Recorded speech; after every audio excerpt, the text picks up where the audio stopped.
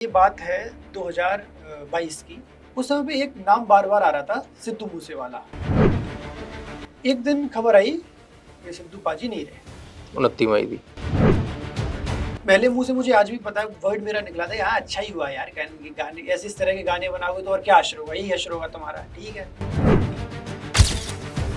मैंने थोड़ा बहुत फेसबुक पे ये सुन रखा था कि गन-गुन के गाने बनाता है, वायलेंस को प्रमोट करता है। ये जो मीडिया ने जो दिमाग में डाला था, उतना ही पता था। इसके अलावा मुझे कुछ नहीं पता था। कुछ दिनों बाद पता नहीं कैसे 295 सुन लिया मैंने। बात ऐसा समझ आ रहा था कि कुछ बात तो गहरी है, बट पल्ले नहीं पड़ रही। कनेक्ट नहीं कर पा रही। पल्ले नहीं पड़ रही, समझ मतलब डीप समझ नहीं आ रहा हाँ। कि गंदिया से ਉਹਦਾ ਕਹਿੰਦੇ सब टेक्स्ट किया ਉਹਦਾ। करेक्ट। तेरी माँ में और मेरी माँ में फर्क क्या है, तुझे बाद में समझ आएगा। और कि गंदिया सियास्तानू दिलों कट दो, ऐसी तरह की कुछ बातें अच्छी लगी मुझे। फिर मैंने उसका मीनिंग निकाला गूगल से, और मैंने मीनिंग निकाला और मैं अमेज्ड रह गया। दारू, लड़की, ये इमेज है पंजाबी गानों की, ये इमेज थी तब तक मेरे दिमाग में कि वो दारू के गिलास होंगे, शराब के, लड़कियां पीछे बैकग्राउंड में डांस कर रही होंगी, फॉरेनर्स लड़कियां, और वैसे ही कुछ गाने होंगे। मैं यही सोच रहा था कि सिद्धू भाई भी यही करता होगा, क्योंकि मैंने गाने तो सुने ही नहीं थे। ये मेरा दुर्भाग्य है कि मैं उस समय पे जब वो सिद्धू भाई का फेस चल रहा था, टाइम चल रहा था, मैं उस समय उस बंदे को जानता ही नहीं था। तो मैंने 295 सुना, मैंने इसे लूप पे 1 महीने तक सुना, और मतलब मैं उतनी अच्छी पंजाबी नहीं बोला, तभी मुझे वो गाना याद था। और उसके मीनिंग्स जब मुझे पता चले तो मैंने कहा ये तो बंदा यार क्रांतिकारी है। मेरे मन से ये निकला, मैंने कहीं गलत जज तो नहीं कर दिया इस बंदे को। फिर मैंने उनके गाने सुने, सिद्धू भाई बहुत सारे गाने सुने, और मुझे गाने सुनने में मेरा दोस्त है ओपेन, वो पंजाबी गाने सुनता था, वो हम दोनों का सेम स्कूल है, तो हम दोनों ही साथ सुनते थे, दोनों बैठ के बातें करें, यार ये बंदा तो ऐसा है। हम दोनों ही एक्टर हैं, अपनी अपनी फील्ड में दोनों ही काम कर रहे हैं। वो मुझे बोल रहा है यार उसने ऐसा किया, यार उसने इस एज में ये कर दिया था, वो यार 28 साल की उम्र में लेजेंड बन के चला गया, अपन 26-27 के हो रहे हैं, अभी तो शुरुआत भी नहीं करी।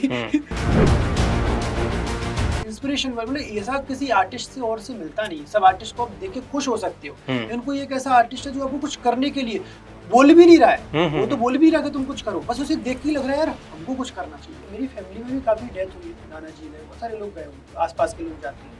मेरे को कभी रोना नहीं आता था किसी की मतलब मरने पर। मुझे आज भी याद है, वर्सोवा बीच पे बैठा होता था, कई बार ऐसे सिद्धू भाई के गाने सुन रहा हूँ, मेरे को मतलब मे बी ये चाइल्डिश साउंड करेगी मेरी ये बात कि मैं सीरियसली कई बार मेरी आंखों में आंसू आए कि यार ऐसा बंदा कैसे मर, सीरियसली मेरी आंखों में आंसू आए कि यार नहीं यार ये तो अभी नहीं, ये नहीं होना चाहिए था। उस बंदे को ना मैं इंटरव्यू देते देख रहा था ना, तो वो ना कभी भी ऐसे सोच समझ के नहीं बोल रहा है, डिप्लोमेसी नहीं है। हाँ, वो जो मन में आ रहा है बोल रहा है। जब उससे पूछा गया कि आप जो संत जी हैं उनको क्या उनके बारे में विचार किया, मैं तो इज्जत करता हूँ। बोले कि कोई इंसान है वो आपके लिए गलत हो सकता है, मेरे लिए नहीं है गलत, और जस्ट बिकॉज कि मैं आपको खुश करने के लिए क्यों बोल दूं कि वो मेरे लिए भी गलत है, मेरे लिए तो उसने सही किया है। कि वो बंदा जब चुनाव में खड़ा हो रहा है तो उसने एक चुनाव के लिए गाना बनाया, यंगेस्ट इंचार्ज, फिर जब हार गए पजामे जट पौन लग गया, लगता है खड़ा होगा वोटा बेचने। फिर जब हार गया तो उसने उसको भी सेलिब्रेट कर लिया। मतलब मुझे बहुत मजा आया कि यार ऐसा होना चाहिए कि हर चीज पे मतलब ये चलना चाहिए। गन का कुछ केस हो गया था, तो पहले कुछ ऐसा गन के लिए गाना बनाया, फिर जट उत्ते केस जड़ा संजय दत्त, उसके ऊपर गाना, उस गाने पे केस हो गया। मतलब मुझे बहुत ऐसा मजेदारी भी लगती है वो चीजें, मतलब क्या आदमी था यार, कि वो सोच ही नहीं रहा है, जो आ रहा है करते जा रहा है। एक पत्रकार उनसे पूछ रहा है कि आप गन रखे क्यों प्रचार कर रहे हो, तो उसको धीरे सेफ्टी वास्ते ऐसे प्यार से, मतलब इतना प्यार से समझा रहे हैं ना कि मतलब है वो मासूमियत है बात करने में। सत श्री अकाल जी, मैं ऋषभ ते स्वागत है तुहाडा साडे चैनल ते। अज दा साडा पॉडकास्ट जे तुसीं उम्मीद कर रहे हो कोई कॉन्ट्रोवर्शियल होऊगा, मैं अपने गैसट दे नाल हत्थों पाई होऊंगा, मैं लड़ पैना, असीं एक दूजे नूं गालां कड्डांगे, कुछ तुहानूं इदां दा मसाला मिलेगा इस पॉडकास्ट दे विच, तां तुसीं हुणे ही वीडियो स्किप करके अपनी मसाले वाली वीडियो वेख सकदे हो। पर जेकर तुसीं पंजाब बारे, पंजाब दे लोकां बारे, हिंदी बैल्ट दे लोग पंजाब बारे की सोचते ने, मूसे वाले बारे की सोचते ने, इन्हां नूं पंजाब नाल लगाव हैगा भी है या बाहरों बाहर गल्लां करदे ने, इन्हां दी आप दी जिंदगी किद्दां दी है, ਕਿ ਵਾਕਈ ਹਿੰਦੀ ਬੈਲਟ ਦੇ ਹਰ ਇੱਕ ਬੰਦੇ ਦੇ ਨਾਲ ਇੱਕੋ ਤਰੀਕੇ ਦਾ ਵਰਤਾਵ ਹੁੰਦਾ ਹੈ ਕਿ ਜਿਵੇਂ ਸੂਬੇ ਬਦਲਦੇ ਜਾਂਦੇ ਨੇ ਉਵੇਂ ਇਹਨਾਂ ਦਾ ਵਰਤਾਵ, ਇਹਨਾਂ ਦੀ ਬੋਲੀ, ਇਹਨਾਂ ਦਾ ਪਿਆਰ ਹਿੰਦੀ ਦੇ ਨਾਲ ਜਾਂ ਆਪ ਦੀ ਖੁਦ ਦੀ ਆਇਡੈਂਟੀਟੀ ਦੇ ਨਾਲ ਚੇਂਜ ਹੁੰਦਾ ਰਹਿੰਦਾ। ਜਿਹੜੇ ਬੰਦੇ ਨੂੰ ਮੈਂ ਮਿਲਵਾਉਣ ਲੱਗਾ, ਇਸ ਬੰਦੇ ਨੂੰ ਮੈਨੂੰ ਮਿਲੇ ਹੋਏ ਸ਼ਾਇਦ 26-27 ਘੰਟੇ ਹੋਏ ਹੋਣੇ, ਜ਼ਿਆਦਾ ਅਸੀਂ ਇੱਕ ਦੂਜੇ ਨੂੰ ਜਾਣਦੇ ਨਹੀਂ। ਮਿਲੇ ਪੰਜਾਬੀ ਯੂਨੀਵਰਸਿਟੀ ਵਿੱਚ, ਗੱਲਬਾਤ ਸ਼ੁਰੂ ਹੋਈ ਜਦੋਂ ਇਹਨੇ ਮੈਨੂੰ ਪੁੱਛਿਆ ਬਾਈ ਨੇ ਕਿ ਮੈਂ ਪੰਜਾਬ ਤੋਂ ਆ, ਮੈਂ ਪੰਜਾਬੀ ਹਾਂ। ਇਹ ਬਾਈ ਹੋਣੀ ਹੈਗੇ ਨੇ ਮੱਧ ਪ੍ਰਦੇਸ਼ ਤੋਂ। ਤਾਰ ਉੱਥੇ ਜੁੜ ਗਏ ਜਦੋਂ ਗੱਲ ਸ਼ੁਰੂ ਹੋ ਗਈ ਸਿੱਧੂ ਮੂਸੇਵਾਲੇ ਦੀ। ਮੂਸੇਵਾਲੇ ਤੇ ਵੀ ਗੱਲ ਕਰਾਂਗੇ, ਪਹਿਲਾਂ ਤੁਹਾਨੂੰ ਬਾਈ ਹੋਣਾ ਦਾ ਇੰਟਰੋਡਕਸ਼ਨ ਕਰਾ ਦਈਏ। ਇਹ ਹਿੰਦੀ ਪੰਜਾਬੀ ਮਿਕਸ ਰਹਿਣ ਵਾਲਾ ਪੋਡਕਾਸਟ, ਮੈਂ ਪੰਜਾਬੀ 'ਚ ਗੱਲ ਕਰਾਂਗਾ। ਬਾਈ ਨੂੰ ਪੰਜਾਬੀ ਉਨੀ ਕੀ ਆਉਂਦੀ ਹੈ ਜਿੰਨੇ ਕਿ ਮੂਸੇਵਾਲੇ ਦੇ ਗਾਣੇ ਸੁਣੇ ਨੇ, ਠੀਕ ਹੈ ਬਾਈ। ਇਹਨਾਂ ਦਾ ਨਾਮ ਹੈ ਪ੍ਰਮੋਦ ਪਰਾਸ਼ਰ। ਔਰ ਬਾਈ ਪ੍ਰਮੋਦ ਜੀ ਕਹਿ ਲਾ ਮੈਂ?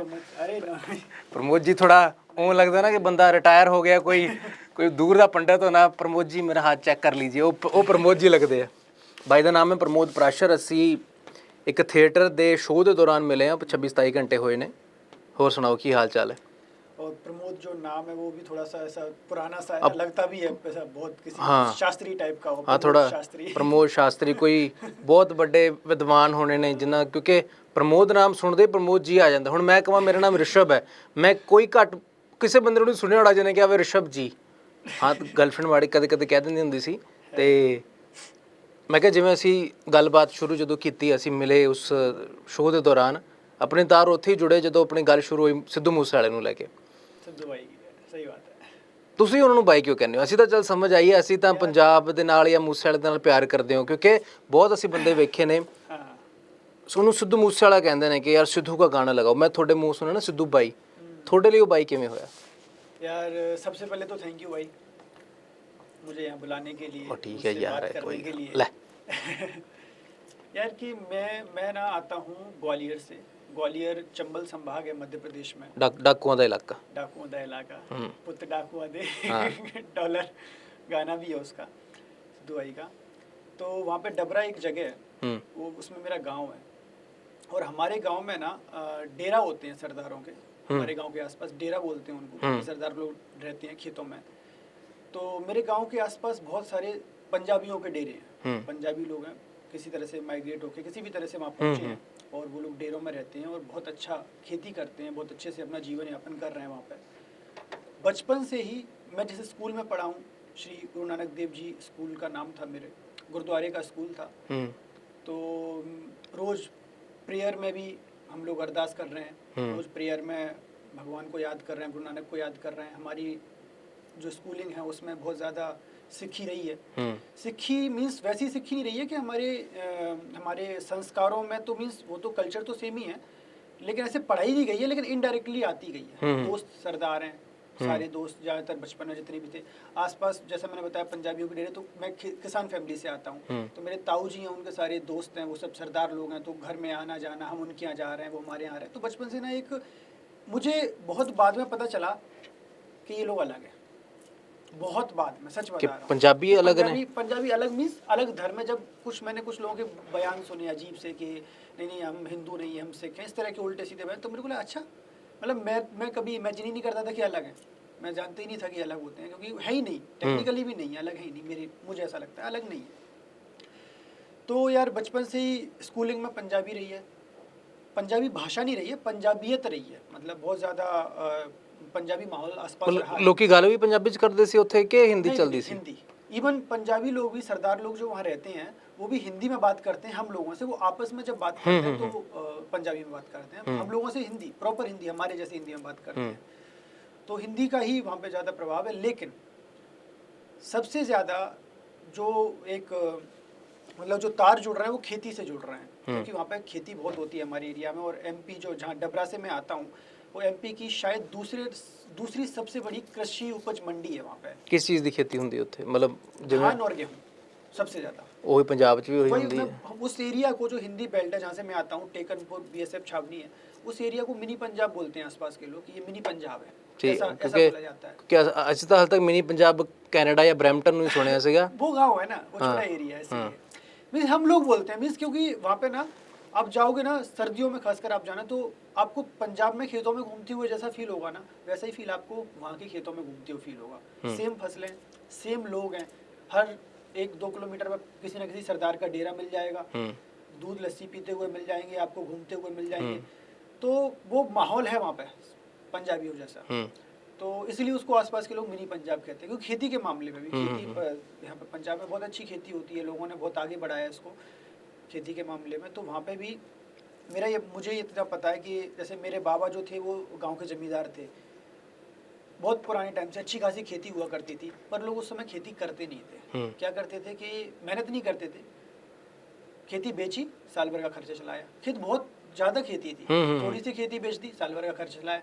ना तो उनको इकट्ठा करनी थी, ना मेहनत करने में ज़्यादा वो था, और ना उतने संसाधन थे उस समय पर, इतने ये धन जाइम और यूरिया ये सब नहीं होता था। ऑर्गेनिक होती सी, ऑर्गेनिक में लगती है मेहनत भाई बहुत ज़्यादा। तो वो मेहनत उतनी करते थे कि हमारा साल भर का गुजारा चल जाए। ज़्यादा उनको, जैसे आजकल जो एम्बिशियस होते हैं आजकल के लोग, उस तरह के नहीं होते थे वो। तो उस तरह की खेती लंबे समय तक चलती आ रही है। और मैंने ये देखा है कि जब सरदार लोगों ने वहाँ पे ये जो क्रांति लाए हैं खेती के अंदर के, मेहनताली खेती, हाँ मेहनताली खेती भी, और खेती को मतलब मीन्स प्राउड की तरह देखना, मतलब कि खेती करने वाला भी एक तगड़ा आदमी हो सकता है। नहीं, खेती को ना बड़ा, जैसे हमारे घर वाले भी, मेरे घर वाले बोलते थे कि बेटा कुछ कर लो, पढ़ लो लिख लो, आगे बढ़ो, कब तक ये मजदूरों जैसा वो करो। तो उन्होंने वहाँ पे ना उस चीज़ को ऐसे एस्टेब्लिश किया कि नहीं, खेती भी अपने आप में एक बहुत बड़ा प्रोफेशन हो सकता है, पैशन हो सकता है। और उसके द्वारा भी आप ना सोसाइटी के लिए, अपनी कंट्री के लिए, लोगों के लिए बहुत कुछ कर सकते हो। वो ऐसी चीज़ हो सकती है, क्योंकि हमने देखा अभी कोरोना का टाइम आया, लगभग सब लोग घर में बैठे हुए थे। एक किसान था जो कंटिन्यू काम कर रहा था, और उसका फायदा कंटिन्यू लोगों को मिल रहा था। किसान ऐसा था। तो वो एक ऐसी फील्ड है कि जो बहुत अब समझ आनी चाहिए लोगों को। मेरे हिसाब से लोग उसको बड़ा निकृष्ट भाव से देखते रहे बहुत समय तक। सरदारों ने उस भाव को बदला, उन्होंने खेती को बहुत ऐसे प्रमोट किया, और बहुत फैशनेबल बड़े बड़े ट्रैक्टर और उनमें डीजे लगे हुए हैं, साउंड लगे हुए, गाने चल रहे हैं, एंजॉय करते हुए खेत जोत रहे हैं। ऐसे पसीना पहुँचते हुए खेत नहीं जोत रहे हैं, खेत जोत रहे हैं तो एंजॉय कर रहे हैं, चला रहे हैं ट्रैक्टर बढ़िया। तो उसका जैसा प्रचार हुआ ना कि लोगों को खेती के प्रति ना बड़ी मतलब दिलचस्पी हुई कि नहीं, इससे हम भी अपना वो बना सकते हैं। तो ये एक बहुत बड़ा वहाँ पे हो रहा है। तो सरदारों से मेरा वहाँ से कनेक्शन है। फिर मैं गुरुद्वारे जाता ही था, गुरुद्वारे तो मेरा स्कूल था, रोज ही जाता था। मतलब हमें नहीं, पर ਮੈਨੂੰ ਨਾ ਇਹ ਗੱਲ ਸੁਣ ਕੇ ਹੈਰਾਨੀ ਤਾਂ ਹੁੰਦੀ ਪਈ, ਅਸੀਂ ਗੱਲ ਕਰੀਏ ਨਾ ਪੰਜਾਬ ਵਿੱਚ ਵੀ ਗੁਰਦੁਆਰੇ ਬਹੁਤ ਨੇ, ਬਟ ਬਹੁਤ ਘੱਟ ਗੁਰਦੁਆਰੇ ਜਿਹੜੀ ਆਪਣਾ ਇੰਸਟੀਟਿਊਸ਼ਨ ਚਲਾ ਰਹੇ ਨੇ ਪੜ੍ਹਾਈ ਦਾ। ਕਿਉਂਕਿ ਸਾਡੇ ਆਪ ਦੇ ਖੁਦ ਸਕੂਲਸ ਹੈਗੇ ਨੇ ਜਿੱਥੇ ਸਿੱਖੀਜ਼ਮ ਪੜ੍ਹਾਇਆ ਜਾਂਦਾ, ਜਾਂ ਸਿੱਖ ਮੋਟੀਵੇਟਡ ਸਕੂਲ ਹੈ। ਸਿੱਖੀਜ਼ਮ ਨਹੀਂ, ਸਿੱਖ ਮੋਟੀਵੇਟਡ, ਮਤਲਬ ਜੇਕਰ ਮੁੰਡੇ ਆ ਰਹੇ ਆ ਜਾਂ ਕੁੜੀਆਂ ਆ ਰਹੀਆਂ, ਉਹਨਾਂ ਨੇ ਸਿਰ ਢੱਕਿਆ ਹੋਣਾ ਚਾਹੀਦਾ। ਕੁਝ ਸਕੂਲਸ ਹੁੰਦੇ ਨੇ ਇੱਦਾਂ ਦੇ। ਬਟ ਮੈਨੂੰ ਇਹ ਹੈਰਾਨੀ ਹੋ ਰਹੀ ਹੈ ਕਿ ਪੰਜਾਬ ਤੋਂ ਬਾਹਰਲਾ ਇੱਕ ਸੂਬਾ, ਹਿੰਦੀ ਬੈਲਟ ਬੋਲਣ, ਹਿੰਦੀ ਭਾਸ਼ਾਈ ਲੋਕ, ਉੱਥੇ ਗੁਰੂ ਨਾਨਕ ਮਹਾਰਾਜ ਜੀ ਦਾ ਗੁਰਦੁਆਰਾ, ਕਿ ਉੱਥੇ ਇੱਕ ਅਜਿਹਾ ਸਕੂਲ ਜਿੱਥੇ सिक्खी या पंजाबियत जुड़ी हुई है। बट पाजी इसमें हैरानी की बात मुझे लगती नहीं है, क्योंकि वो तो एक स्कूल है। मतलब ग्वालियर में जिस नहीं, मैं बिल्कुल हैरान, थोड़े हिसाब नाल बिल्कुल सही हो सकता है कि नॉर्मल है आपके लिए। एक पंजाब च ਜਿਹੜੇ ਬੰਦੇ ਬੈਠੇ ਨੇ ਉਹ ਇਮੇਜਿਨ ਨਹੀਂ ਕਰ ਸਕਦੇ ਕਿ ਸਾਡੇ ਤੋਂ 1500-2000 ਕਿਲੋਮੀਟਰ ਦੂਰ ਇੱਕ ਛੋਟਾ ਜਿਹਾ ਪਿੰਡ ਹੈ, ਉੱਥੇ ਗੁਰੂ ਨਾਨਕ ਮਹਾਰਾਜ ਜੀ ਦਾ ਗੁਰਦੁਆਰਾ ਹੈ। ਉਹ ਉੱਥੇ ਇੱਕ ਸਕੂਲ ਹੈ ਜਿਹੜਾ ਗੁਰੂ ਨਾਨਕ ਮਹਾਰਾਜ ਜੀ ਦੇ ਨਾਮ ਤੇ ਚੱਲ ਰਿਹਾ। ਕਿਉਂਕਿ ਅਸੀਂ ਵੇਖਦੇ ਨਾ ਕਿ ਸਾਡੇ ਪੰਜਾਬ ਤੋਂ ਬਾਹਰ ਕਈ ਗੁਰਦੁਆਰੇ ਨੇ ਜਿਨ੍ਹਾਂ ਦੇ ਧਿਆਨ ਘੱਟ ਰੱਖਿਆ ਜਾਂਦਾ। ਹੁਣ ਥੋੜ੍ਹੇ ਟਾਈਮ ਪਹਿਲਾਂ ਇੱਕ ਵੀਡੀਓ ਆਈ ਸੀ ਬਾਹਰ, ਸ਼ਾਇਦ ਉੱਤਰਾਖੰਡ ਦੀ ਸੀ ਉਹ, ਉੱਥੇ ਗੁਰੂ ਨਾਨਕ ਪਾਤਸ਼ਾਹ ਗਏ ਸੀਗੇ, ਉਸ ਗੁਰਦੁਆਰੇ ਦੇ ਸਿਰਫ ਉੱਥੇ ਇੱਕ ਗੁੰਬਦ ਬਚਿਆ ਹੋਇਆ, ਡੂਮ ਉਹ ਬਚਿਆ ਹੋਇਆ ਉਸ ਇਮਾਰਤ ਦਾ, ਹੋਰ ਤਾਂ ਕੁਛ ਕੋਈ ਧਿਆਨ ਰੱਖਣ ਵਾਲਾ ਨਹੀਂ ਹੈਗਾ। ਕਿਉਂਕਿ ਹੁੰਦੇ ਨੇ ਕੋਈ ਲੋਕ ਜਿਨ੍ਹਾਂ ਨੂੰ ਇਸ ਚੀਜ਼ ਦੀ ਪਰਵਾਹ ਨਹੀਂ ਹੁੰਦੀ ਜਾਂ ਉਹਦੀ ਅਹਿਮੀਅਤ ਨਹੀਂ ਪਤਾ ਹੁੰਦੀ, ਤੇ ਇਸ ਕਰਕੇ ਮੈਂ ਕਹਿੰਦਾ ਹੈਰਾਨੀ ਦੀ ਗੱਲ ਹੈ। और इस मामले में मैं बहुत लकी हूँ सर कि मैं जिस जगह से आता हूँ ग्वालियर, वहाँ पे मैंने ना कभी भी हिंदू मुस्लिम दंगे नहीं देखे। और मतलब मैं बोलूँ इतना मिला जुला माहौल है ना उस शहर में, उस शहर का इतना अच्छा माहौल है कि हिंदू मुस्लिम बहुत मिलजुल कर रहते हैं, जो ज़्यादातर जगह पे हमें दिखता है कि मुसलमान तबका, हिंदू तबका, सिख तबका, ये लोग बटे हुए हैं। मुझे अपने शहर से मैं बहुत खुश हूँ कि लोग बहुत अच्छे से वेल कनेक्टेड हैं। और जो मैं सरदारों की बात बोल रहा हूँ, मतलब शादी फंक्शंस में इतना ज़्यादा इन्वॉल्वमेंट है कि मीन्स अपनी की तरह रखते हैं इनके बच्चों को, सब एक दूसरे को बहुत मिलजुल कर रहते हैं उस जगह पे। तो मुझे इस बात का बहुत प्राउड है। और मैं जब बाहर निकला अपने शहर से, तब मैंने बाहर जाके देखी दुनिया, यार ये तो बहुत खतरनाक माहौल चल रहा है दुनिया में। तो तब मैं अब जो उस चीज़ को याद करता हूँ, जैसे आपने बोला गुरु नानक साहब के ऊपर, उनके नाम के ऊपर एक स्कूल है, ये हैरानी की बात है। अब मेरे जिस शहर से मैं था, अब तो बहुत सारे स्कूल बन गए हैं, कि वहाँ पे 2 स्कूल बहुत फेमस थे। एक संत कंवर राम आई थिंक सिंधियों के देवता हैं, और एक सेकंड नंबर पर था श्री गुरु नानक देव जी स्कूल। तो सोचिए, हिंदू मेजोरिटी है वहाँ पे, ज़्यादातर लोग हिंदू हैं। ऐसा कुछ वहाँ पे, मतलब ये दोनों देवता को आप नहीं समझ रहे, समझ कह रहे हैं भी, लेकिन कोई नहीं, ऐसा कुछ है ही नहीं कि नहीं ये यहाँ पे तो कुछ श्री राम स्कूल होना चाहिए, ऐसा कुछ नहीं है। होना चाहिए, होने में कोई बुराई नहीं है, लेकिन ऐसा कुछ कॉन्ट्रडिक्शन नहीं है लोगों के बीच में। सब कुछ हमारा है, गुरु नानक साहब भी हमारे हैं, संत कंवर राम भी हमारे हैं, श्री राम तो है ही, और सब कुछ हमारे हैं वहाँ पे। ऐसा वाला माहौल है। इसके लिए मुझे बहुत प्राउड होता है कि मैं एक ऐसी जगह से आता हूँ जहाँ पे इस तरह की टुच्ची चीज़ें नहीं है। मतलब तो बिल्कुल मेरे हिसाब ਨਾਲ ਵੀ ਚੀਜ਼ਾਂ ਟੁੱਚੀਆਂ ਹੀ ਹੁੰਦੀਆਂ, ਕਿਉਂਕਿ ਇੱਕ ਆਮ ਪੜ੍ਹਿਆ ਲਿਖਿਆ ਬੰਦਾ, ਉਹਨੂੰ ਪਤਾ ਕਿ ਹਰ ਚੀਜ਼ ਇੱਕੋ ਹੈ। ਬਿਲਕੁਲ ਅਸੀਂ ਸਾਡੇ ਖੂਨ ਦਾ ਰੰਗ ਇੱਕੋ ਹੈ। ਜਦੋਂ ਸੱਟ ਲੱਗਦੀ ਹੈ, ਜਦੋਂ ਬੰਦੇ ਨੂੰ ਕੋਈ ਸੱਟ ਲੱਗਦੀ ਹੈ, ਉਹ ਨਾਮ ਚਾਹੇ ਉਹ ਹਿੰਦੂ ਹੈ, ਚਾਹੇ ਮੁਸਲਮਾਨ ਹੈ, ਚਾਹੇ ਸਿੱਖ ਹੈ, ਉਹ ਆਪਣੀ ਮਾਂ ਨੂੰ ਹੀ ਆਵਾਜ਼ ਮਾਰ। ਇਹ ਬੜੀਆਂ ਕਾਮਨ ਚੀਜ਼ਾਂ ਨੇ ਸਾਨੂੰ। ਜਿਵੇਂ ਅਸੀਂ ਕਹਿੰਦੇ ਨਾ ਕਿ ਜਦੋਂ ਇੰਡੀਆ ਪਾਕਿਸਤਾਨ ਵੱਖ ਹੋਏ, ਸਾਨੂੰ ਸਿਰਫ ਉਸ ਤਾਰ ਨੇ ਵੰਡਿਆ ਹੋਇਆ, ਇੱਕ ਤਾਰ ਨੇ ਵੰਡਿਆ ਹੋਇਆ, ਜਿਹੜੀ ਉੱਥੇ ਤਾਰ ਲੱਗੀ ਹੋਈ ਹੈ। ਸਾਡੀ ਬੋਲੀ, ਸਾਡਾ ਖਾਣ ਪੀਣ, ਸੂਰਤ, ਰੰਗਤ ਇੱਕੋ ਹੀ ਹੈ, ਈਵਨ ਭਾਸ਼ਾ, ਬੋਲੀ ਇੱਕੋ ਹੈ। ਅਤੇ ਇਹ ਸਿਰਫ ਸਾਨੂੰ ਉਹ ਚੀਜ਼ਾਂ ਵੰਡਦੀਆਂ ਨੇ। ਬਿਲਕੁਲ ਸਹੀ ਕਿਹਾ ਤੁਸੀਂ, ਇਹ ਟੁੱਚੀ ਗੱਲ ਹੈ। ਮੁੱਦੇ ਦੀ ਗੱਲ ਤਾਂ ਆਪਾਂ ਰਹਿ ਹੀ ਗਏ। ਜਿਹੜੇ ਮੈਂ ਤੁਹਾਨੂੰ ਪੁੱਛਿਆ ਸਵਾਲ, ਤੁਸੀਂ ਜਦੋਂ ਸ਼ੁਰੂਆਤ ਕੀਤੀ ਨਾ ਕਿ ਸਿੱਧੂ ਬਾਈ, ਕਿ ਤੁਸੀਂ ਉਹਨੂੰ ਬਾਈ ਕਿਉਂ ਕਹਿੰਦੇ ਹੋ? ਕਿਉਂਕਿ ਮੈਂ ਤਾਂ ਕਹਿੰਦਾ ਕਿ ਪੰਜਾਬ ਵਿੱਚ ਵੀ ਨਾ ਅਲੱਗ-ਅਲੱਗ ਤਰ੍ਹਾਂ ਦੇ ਲੋਕ ਨੇ। ਇੱਕ ਹੈਗੇ ਨੇ ਕੱਟੜ ਮੂਸੇ ਵਾਲੇ ਫੈਨ, ਇੱਕ ਹੈਗੇ ਨੇ ਕੱਟੜ ਸਿੱਧੂ ਹੇਟਰਸ। ਉਹ ਹੋਰ ਕਿਸੇ ਨੂੰ ਵੀ ਸਿੰਗਰ ਨੂੰ ਸਪੋਰਟ ਕਰ ਲੈਣਗੇ, ਪਰ ਸਿੱਧੂ ਮੂਸੇ ਵਾਲੇ ਨੂੰ ਨਹੀਂ ਕਰਨਗੇ। ਇਹ ਉਹਨਾਂ ਦਾ ਆਪਣਾ ਪਰਸਨਲ ਓਪੀਨੀਅਨ ਹੈ। ਜਿਹੜੇ ਫੈਨਸ ਨੇ ਉਹਨਾਂ ਦਾ ਪਰਸਨਲ ਓਪੀਨੀਅਨ ਹੈ। ਕਿਉਂਕਿ ਪੰਜਾਬ 'ਚ ਤਾਂ ਸਮਝ ਆਉਂਦਾ ਕਿ ਉਹਦੀ ਇਨਫਲੂਐਂਸ ਬਹੁਤ ਰਹੀ ਹੈ। ਇੱਕ ਛੋਟੇ ਬੱਚੇ ਤੋਂ ਲੈ ਕੇ ਬਜ਼ੁਰਗ ਤੱਕ ਇਨਫਲੂਐਂਸ ਰਹੀ ਹੈ। ਈਵਨ ਪੰਜਾਬ ਤੋਂ ਬਾਹਰ ਜਿਹੜੇ ਵੀ ਪੰਜਾਬੀ ਸੁਣਨ ਵਾਲੇ ਲੋਕ ਨੇ, ਜਾਂ ਜਿਹੜੇ ਮਾੜੀ ਮੋਟੀ ਪੰਜਾਬੀ ਬੋਲ ਲੈਂਦੇ ਨੇ, ਹਰਿਆਣੇ ਦੇ, ਹਿਮਾਚਲ ਦੇ, ਦਿੱਲੀ ਤੱਕ ਦੇ, ਉੱਥੇ ਤੱਕ ਨਾਰਥ ਇੰਡੀਆ ਤੱਕ ਇਨਫਲੂਐਂਸ ਹੈਗੀ ਹੈ। ਬਟ ਇੱਕ ਸੈਂਟਰਲ ਇੰਡੀਆ ਦੇ ਬੰਦੇ 'ਤੇ ਉਹਦੀ ਇਨਫਲੂਐਂਸ ਕਿਵੇਂ ਹੋ ਸਕਦੀ ਹੈ? मुझे तो लगता है कि साउथ इंडिया में भी होगा कोई, आपको ऐसा मिल जाएगा। हाँ, बिल्कुल मिल सकता। हाँ, तो भाई ये शुरुआत ऐसे होती है कि मैंने आपको बताया कि खेती को बहुत सेलिब्रेट करते हैं हमारे यहाँ पे लोग, बहुत अच्छे से करते हैं, मेहनत से करते हैं।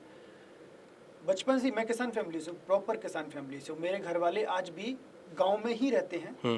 इवन पास में जो छोटे मोटे शहर हैं, जैसे डबरा छोटा सा एक टाउन है, ग्वालियर है, वहाँ भी नहीं जाते हैं, वो अपने गाँव में ही रहते हैं। इतने ज़्यादा किसान हैं, घर में भैंस हैं, वैसा पूरा प्रॉपर रूरल खेती वाला माहौल है। अभी जब बचपन से जब हम बड़े हो रहे थे, ट्रैक्टर में जो साउंड लगे रहते हैं, डीजे लगे रहते हैं, उनमें गाने चलते थे सारे पंजाबी। ठीक, क्योंकि उधर लोग पंजाबी से ज़्यादा। कुछ लोग जैसे मेरे मान लो जैसे पापा चला रहे हैं ट्रैक्टर, तो वो चला लेंगे वहाँ के जो फोक सॉन्ग, लोक जड़े उन्होंने दा अपना लोकगीत है, लोकगीत जो होता है, वहाँ के जो भोला है हमारे यहाँ का, लंगुरिया है, ये हमारे यहाँ के लोकगीत है, तो वो लोग वो चला देते। लेकिन जैसे मान लो कभी मैं ट्रैक्टर पे बैठा हूँ, मेरा बड़ा भाई खेती करता है, हम लोग पंजाबी गाने सुनते थे। और उस समय पूरा पंजाबी हम बोल भी रहे हैं, सब कुछ समझ नहीं आ रहा था कि इसका वर्ड्स क्या है। जैसे हनी सिंह, तो मतलब क्या बोलूँ, वो तो किंग है भाई। तो उनके इतने बड़े फैन थे कि मैं स्कूल जा रहा हूँ, स्कूल में जो कैप है हनी सिंह स्टाइल का टेडी वाली, चश्मे लेकर आता था मैं अपने घर में ना, ऐसे हैंगर पे चश्मे टांग के रखता था। 100 रुपए वाले चश्मे मिलते थे हनी सिंह के नाम से। एक दुकान थी डबरा में जिसका नाम ही था यो ऑप्टिकल शॉप, ऐसा कुछ नाम था उसका। उसके नाम पे शॉप थी, क्योंकि वो उस समय पे चश्मे वाले बड़े अलग अलग से लेकर आता था। हनी सिंह हर गाने में वैसे मोटे वाले फ्रेम के लिए आया था, किसी में अलग सा लेके आता। हले भी उदा ही है, अभी भी ऐसा। हाँ बिल्कुल।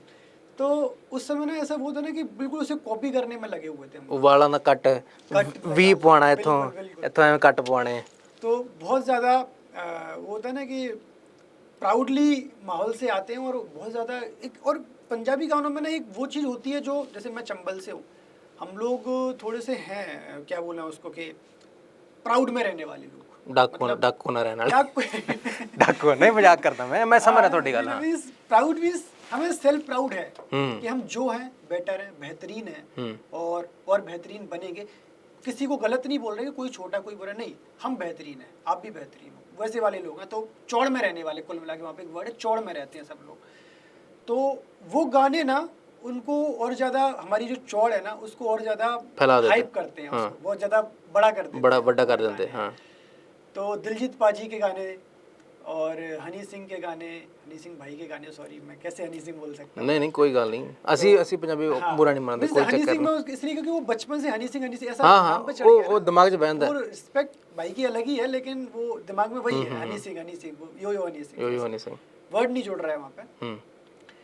लेकिन बहुत गाने चलते थे उसमें दिलजीत भाई के, इनके अंग्रेजी बीट दे और बहुत सारी एल्बम उस समय आ ही रहे थे, गबरू वबरू सब बहुत, तो वो तो एक दिमाग में चल ही रहा था पंजाबी गानों के लिए। उसके बाद मैं अपनी हायर एजुकेशन के लिए ग्वालियर आया।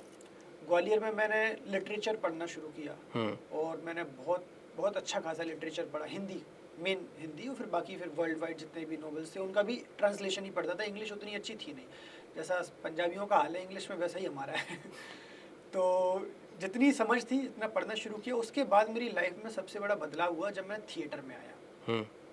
और मैं थिएटर में आया तो प्रॉपर ही मैं साहित्यिक टाइप का जो आदमी होता है ना कि बस ज्ञान की बातें करवा लो और प्रेमचंद्र निराला इनके बारे में बातें, और ये आजकल की जो फिल्में बन रही हैं उनके बारे में बातें नहीं करना।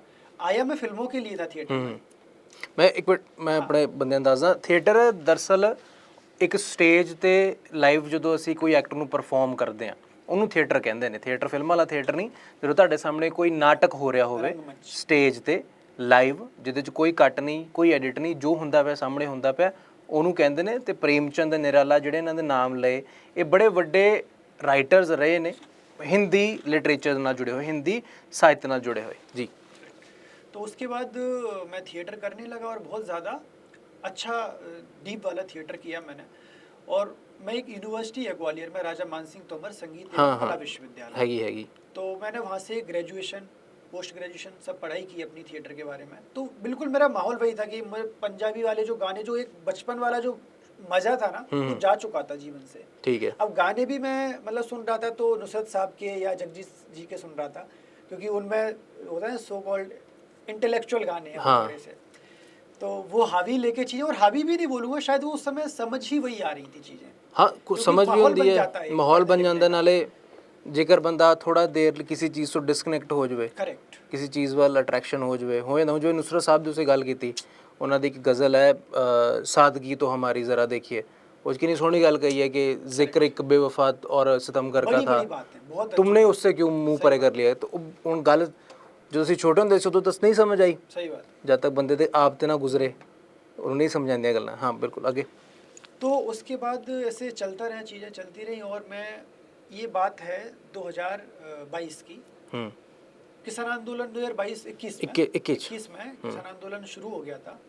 और एक मतलब मैं थिएटर कर रहा था, अपने में लगा हुआ था, और मैं तो सपोर्ट कर रहा था किसानों को, फेसबुक पे लिखता था उन लोगों के लिए। मतलब 2020 शुरू हो गया इस आंदोलन, 2020 शुरू हो गया, तो वो चल रहा था वो सब माहौल उस समय पे।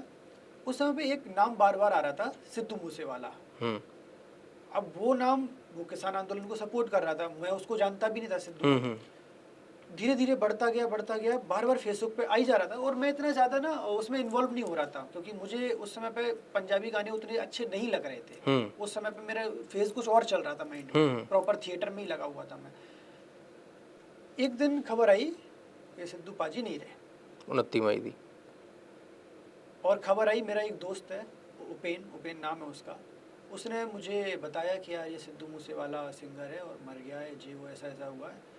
मैंने थोड़ा बहुत फेसबुक पे ये सुन रखा था कि गन गुन के गाने बनाता है, वायलेंस को प्रमोट करता है, ये जो मीडिया ने जो दिमाग में डाला था उतना ही पता था, इसके अलावा मुझे कुछ नहीं पता था। और मुझे लगता है आज भी लोगों को सिर्फ इतना ही पता है उनके बारे में, बहुत सारे लोगों को, उसके ज़्यादा कुछ नहीं पता। फिर मैंने मेरे पहले मुंह से मुझे आज भी पता है, वर्ड मेरा निकला था, हाँ अच्छा ही हुआ यार, गाने ऐसे इस तरह के गाने बनाओगे तो और क्या असर होगा, यही असर होगा तुम्हारा, ठीक है। चल इतना ऐसा रिएक्शन था, मैं भूल गया उस बात को। कुछ दिनों बाद पता नहीं कैसे 295 सुन लिया मैंने, और पंजाबी समझ तो आती ही थी, तो पल्ले पड़ी कुछ बातें, लेकिन वो जो सिद्धू भाई जो पंजाबी बोलते हैं वो बहुत ज़्यादा ठेठ होती है, ठेठ पंजाबी, वो तो मतलब बहुत मुश्किल से समझ में आती है, ऐसी वाली होती है। तो बट ऐसा ही होता है कि समझ तो कुछ आ रहा है, बात ऐसा समझ आ रहा है कि कुछ बात तो गहरी है बट पल्ले नहीं पड़ रही, ਕਨੈਕਟ ਨਹੀਂ ਕਰ ਪਾ ਰਹੀ। पल्ले नहीं पड़ रही, समझ मतलब डीप समझ नहीं आ रहा हाँ। कि गंदिया ਉਹਦਾ सियासतानू ਕਹਿੰਦੇ ਨੇ सब टेक्स्ट ਕੀ है ਉਹਦਾ, करेक्ट सब टेक्स्ट नहीं समझ आ रहा सब ਸੀ। टेक्स्ट। और ऊपर से जब आपको किसी की भी आर्ट का ये हम लोग पढ़ते भी हैं सब टेक्स्ट के बारे में कि अगर किसी भी आर्टिस्ट को समझना है, मतलब आर्ट का मतलब वो नहीं है कि सीधी सीधी बात कह देना, आर्ट हमेशा वो होती है कि बात कुछ कही जा रही है, उसके पीछे बात कुछ और है। वो आर्टिस्ट की कलाकारी होती है, मतलब वही कलाकारी है उसकी कि वो अपनी बात को इस तरह से कह दे कि बात कह दे और उसके सब टेक्स्ट लोग समझ जाए कि अच्छा ये कहना चाह रहा है, इसके बारे में बात चल रही है। वो उसकी खूबसूरती है आर्ट की। और वो कब समझ आएगी जब आप आर्टिस्ट को जानते हो कि बात किसके बारे में कर रहा है वो आदमी। मैं तो जानता ही नहीं था बट मुझे बातें बहुत गहरी लगी। कुछ बातें कि तेरी माँ में और मेरी माँ में फ़र्क क्या है तुझे बाद में समझ आएगा, और कि गंदिया सियासतानू दिलो कट दो, इसी तरह की कुछ बातें अच्छी लगी मुझे। फिर मैंने उसका मीनिंग निकाला गूगल से और मैंने मीनिंग निकाला और मैं अमेज्ड रह गया क्योंकि पंजाबी सिंगर मतलब और भी है, मैं देखो ऑनेस्टली झूठ नहीं बोलूँगा, मुझे ज़्यादा नहीं है पसंद पंजाबी सिंगर अभी के वाले जो जैसे कि नो ऑफेंस भाई, गालियाँ मत देना कोई भी, करण औजला, शुभ, ये सब मुझे नहीं है पसंद। मेरे को वो म्यूजिक पसंद नहीं सिंगर से, मतलब मुझे पर्सनली उनसे कुछ वो लेना देना नहीं है, मेरा टेस्ट नहीं है। हाँ थोड़े अपना विचार ने थोड़े, हाँ टेस्ट नहीं है, वो भी कोई अच्छा काम करते बिल्कुल वो तो बंदे दे अपने ओपिनियन है। तो जिवें लड़ाई चलती रहती है रोहित शर्मा वधिया कि विराट कोहली वधिया, दोनों अपनी अपनी जगह सही खेलते पे। हाँ तो मेरे को उनसे कुछ वैसा नहीं, बट मेरा टेस्ट नहीं है वो जो गाने गाते हैं। तो मेरा दिमाग से पंजाबी मतलब वही हिप हॉप में कुछ ऐसा थोड़ी बहुत बातें कर देंगे कुछ भी कि मैंने ये किया मैंने वो किया, ये सब बातें कर देंगे और वो गाना बन जाएगा। ऐसे गाने गाते होंगे ये लोग, मैं गोलियां चला दूंगा, मैं ये कर दूंगा, मैं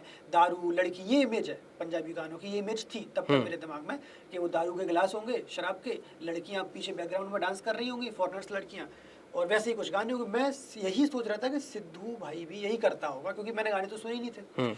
और एक और चीज़ है कि शायद सिद्धू भाई के ना बहुत कम वीडियोस आए, ऑडियो ज़्यादा आए उनके। ਤੁਸੀਂ ਮੰਨੋਗੇ ਕਿ ਜਦੋਂ ਗਾਣੇ ਲੀਕ ਵੀ ਬਹੁਤ ਹੋਏ ਨੇ। हाँ मुझे पता है, ये मुझे ਜੇਕਰ बाद में पता चला। ऑफिशियल गाना ਮੰਨ ਲਓ 1 ਤਰੀਕ ਆਣਾ ਜਾਂ 10 ਤਰੀਕ ਆਣਾ, करेक्ट 1 ਤਰੀਕ ਜਾਂ 5 ਤਰੀਕ ਉਹ ਗਾਣਾ ਲੀਕ ਹੋ ਜਾਂਦਾ ਸੀ। ਕੌਣ ਕਰਦਾ ਸੀ, ਕਿੱਦਾਂ ਹੁੰਦਾ ਸੀ, ਇਹਦੇ ਇੱਕ ਬਹੁਤ ਵੱਡਾ ਇੱਥੇ ਵੀ ਕੁਐਸਚਨ ਮਾਰਕ ਹੈਗਾ। ਔਰ ਗਾਣਾ ਲੀਕ ਹੋਇਆ ਗਾਣਾ ਤਾਂ ਚੱਲਦਾ ਹੀ ਚੱਲਦਾ ਸੀ, ਜਦੋਂ ਐਕਚੁਅਲ ਵੀਡੀਓ ਆਣੀ ਹੈ, ਜਦੋਂ ਇੱਕ ऑफिशियल साउंड ट्रैक आना है, वो भी ज़्यादा वायरल होंगे थे। और वायरल होता होगा मे बी, मतलब मैं ये मेरा दुर्भाग्य है कि मैं उस समय पर जब वो सिद्धू भाई का फेस चल रहा था, टाइम चल रहा था, मैं उस समय उस बंदे को जानता ही नहीं था। जबकि मैं ऐसा नहीं, मैं सोशल मीडिया पे एक्टिव था, मैं देखता था सारी चीज़, मुझे नहीं पता कहाँ से मिस हुआ।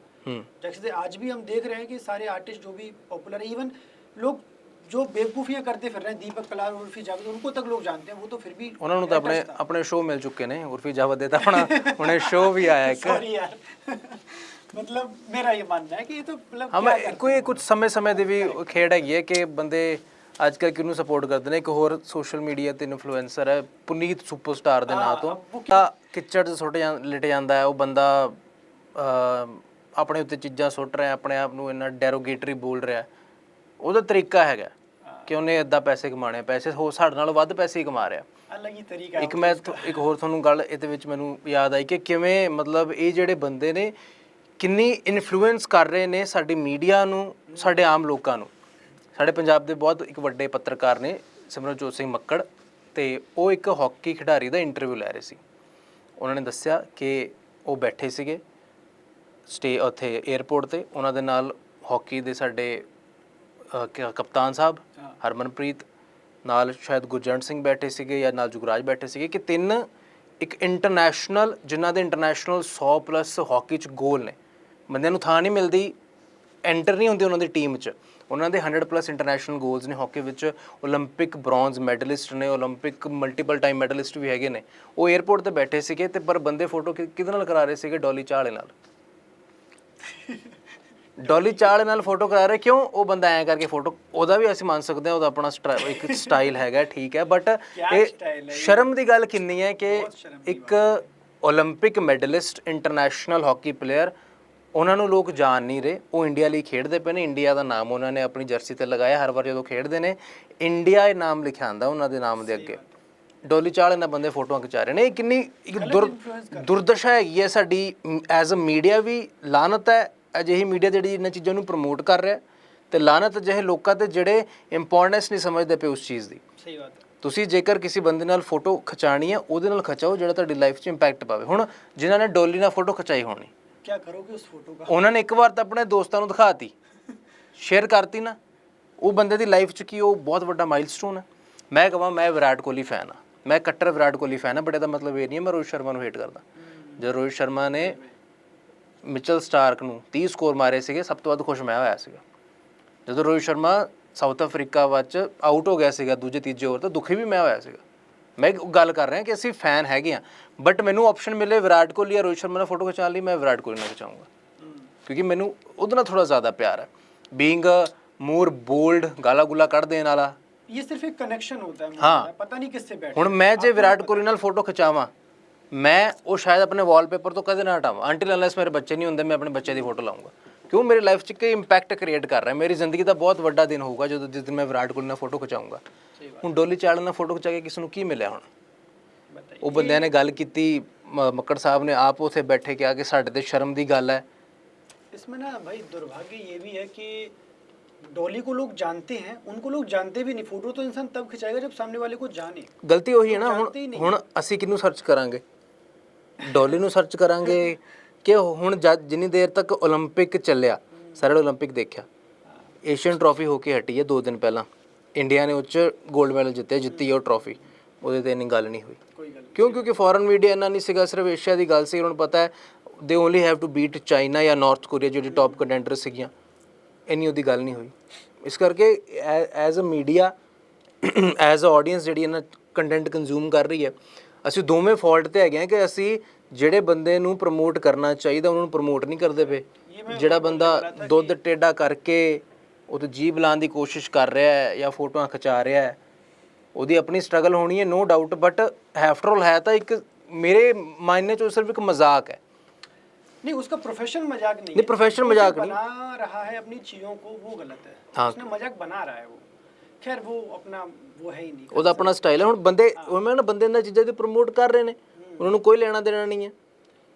अजीब सा ही ये मतलब सोशल मीडिया का वो जो टाइम है ना, ये थोड़ा बिल्कुल हाँ, ये थोड़ा जो संख्या है जो फॉलोअर्स की और लाइक्स की वो बहुत ज़्यादा आ रहा है, बहुत पता मायने नहीं रख दी लोग है। किसको क्या करते हैं। और लोग सच बता रहा हूँ केवल मजे लेते हैं, सिर्फ मजे और लेते उस हैं। मजे मजे में सामने वाले के करियर बन जा रहे हैं, करियर खत्म हो जा रहे हैं। कई बार ऐसा हो रहा है। बिल्कुल ਹੁੰਦਾ ਪਿਆ। तो ये अलग तरह का दौर है, ये बहुत अलग तरह का है। ਨਹੀਂ ਬਟ ਹੁਣ ਇੰਸਟਾਗ੍ਰਾਮ ਨੇ ਨਾ ਹੁਣ ਨਵਾਂ ਕੋਈ ਫੀਚਰ ਕੱਢਿਆ, ਟੀਨੇਜਰਸ ਲਈ ਇੱਕ ਵੱਖਰਾ ਸਿਸਟਮ ਬਣਾਤਾ ਕਿ ਪੇਰੈਂਟਸ ਡਿਸਾਈਡ ਕਰ ਪਾਣਗੇ ਕਿ ਉਹਨਾਂ ਦੇ ਟੀਨੇਜਰ ਕੀ ਕੰਜ਼ਿਊਮ ਕਰਨਗੇ। ये बहुत सही रहेगा, ये बहुत सही रहेगा। ਉਹ ਡਿਸਾਈਡ ਕਰ ਪਾਣਗੇ ਕਿ ਉਹਨੇ ਗੁਰਬਾਣੀ ਕੰਜ਼ਿਊਮ ਕਰਨੀ ਹੈ, ਉਹਨੇ ਗੀਤਾ ਕੰਜ਼ਿਊਮ ਕਰਨੀ ਹੈ, ਉਹਨੇ ਕੁਰਾਨ ਸ਼ਰੀਫ ਪੜ੍ਹਨੀ ਹੈ, ਜਾਂ ਉਹਨੇ ਗੁਰੂ ਗ੍ਰੰਥ ਸਾਹਿਬ ਜੀ ਦੀਆਂ ਬਾਣੀ ਚੀਜ਼ਾਂ ਪੜ੍ਹਨੀਆਂ, ਕਿ ਜਾਂ ਉਹ ਡਿਸਾਈਡ ਕਰੂਗਾ ਕਿ ਉਹਨੇ ਜਾਂ ਦੀਪਕ ਕਲਾਲ ਵੇਖਣਾ ਹੈ ਕਿ ਪ੍ਰੀ ਸੁਪਰਸਟਾਰ ਵੇਖਣਾ ਹੈ ਕਿ ਜਾਂ ਹੋਰ ਕੋਈ ਦੇਖਣਾ, ਤਾਰਾਬਾਈ ਜੋਗਿੰਦਰ ਦੇਖਣਾ ਉਹਨੇ। एक एज तक ਅਸੀਂ ਕਿਸੇ ਨੂੰ ਉਹ ਨਹੀਂ ਕਹਿੰਦੇ, ਮਾੜੇ ਨਹੀਂ ਕਹਿੰਦੇ, ਹਰ ਬੰਦੇ ਦਾ ਆਪਣਾ ਪ੍ਰੋਫੈਸ਼ਨ ਹੈ, ਬਟ ਐਜ਼ ਅ ਹਿਊਮਨ ਮੈਂ ਪੇਰੈਂਟਸ ਨੂੰ ਪੁੱਛਣਾ ਚਾਹਾਂਗਾ ਕਿ ਤੁਸੀਂ ਆਪਣੇ ਬੱਚੇ ਨੂੰ ਇੱਕ ਦੀਪਕ ਕਲਾਲ ਜਾਂ ਪੁਨੀਤ ਸੁਪਰਸਟਾਰ ਬਣਾਉਣਾ ਚਾਹੋਗੇ ਕਿ ਜਾਂ ਹਾਕੀ ਦਾ ਗੁਰਜੰਟ ਸਿੰਘ, ਜੁਗਰਾਜ ਜਾਂ ਹਰਮਨਪ੍ਰੀਤ ਬਣਾਉਣਾ ਚਾਹੋਗੇ, ਰੋਹਿਤ ਸ਼ਰਮਾ, ਵਿਰਾਟ ਕੋਹਲੀ ਉਹ ਬਣਾਉਣਾ ਚਾਹੋਗੇ, ਨੀਰਜ ਚੋਪੜਾ ਬਣਾਉਣਾ ਚਾਹੋਗੇ? ਉਹਨਾਂ ਨੂੰ ਆਪਣੇ ਘਰੇ ਬੁਲਾਓ, ਫੈਮਿਲੀ ਫੰਕਸ਼ਨ ਤੱਕ ਠੀਕ ਨੇ, ਬਟ ਉਹਨਾਂ ਦੀ ਇਨਫਲੂਐਂਸ ਜੇਕਰ ਤੁਹਾਡੇ ਬੱਚੇ 'ਤੇ ਹੋਗੀ, ਉਹਨਾਂ ਦੇ ਕੱਲ੍ਹ ਨੂੰ ਕੰਮ ਔਖੇ ਹੋਣੇ ਨੇ। भाई बहुत मजेदार देश है हमारा, मतलब मजे मजे में चलता है। बिल्कुल मजे मजे चल रहे हैं। कुछ चीज़ें कभी कभी पॉजिटिव भी लगती हैं, लेकिन कभी कभी लगता है कि थोड़ा सा ज़्यादा हो रहा है। थोड़ा इंसान को लिमिटेशंस पता होनी चाहिए। हाँ, मजे तक ठीक है। ਕੋਈ ਗਰੀਬ ਦਾ ਘਰ ਚੱਲੇ ਅਸੀਂ ਉਹਦੇ ਹੱਕ 'ਚ ਹੈਗੇ ਹਾਂ।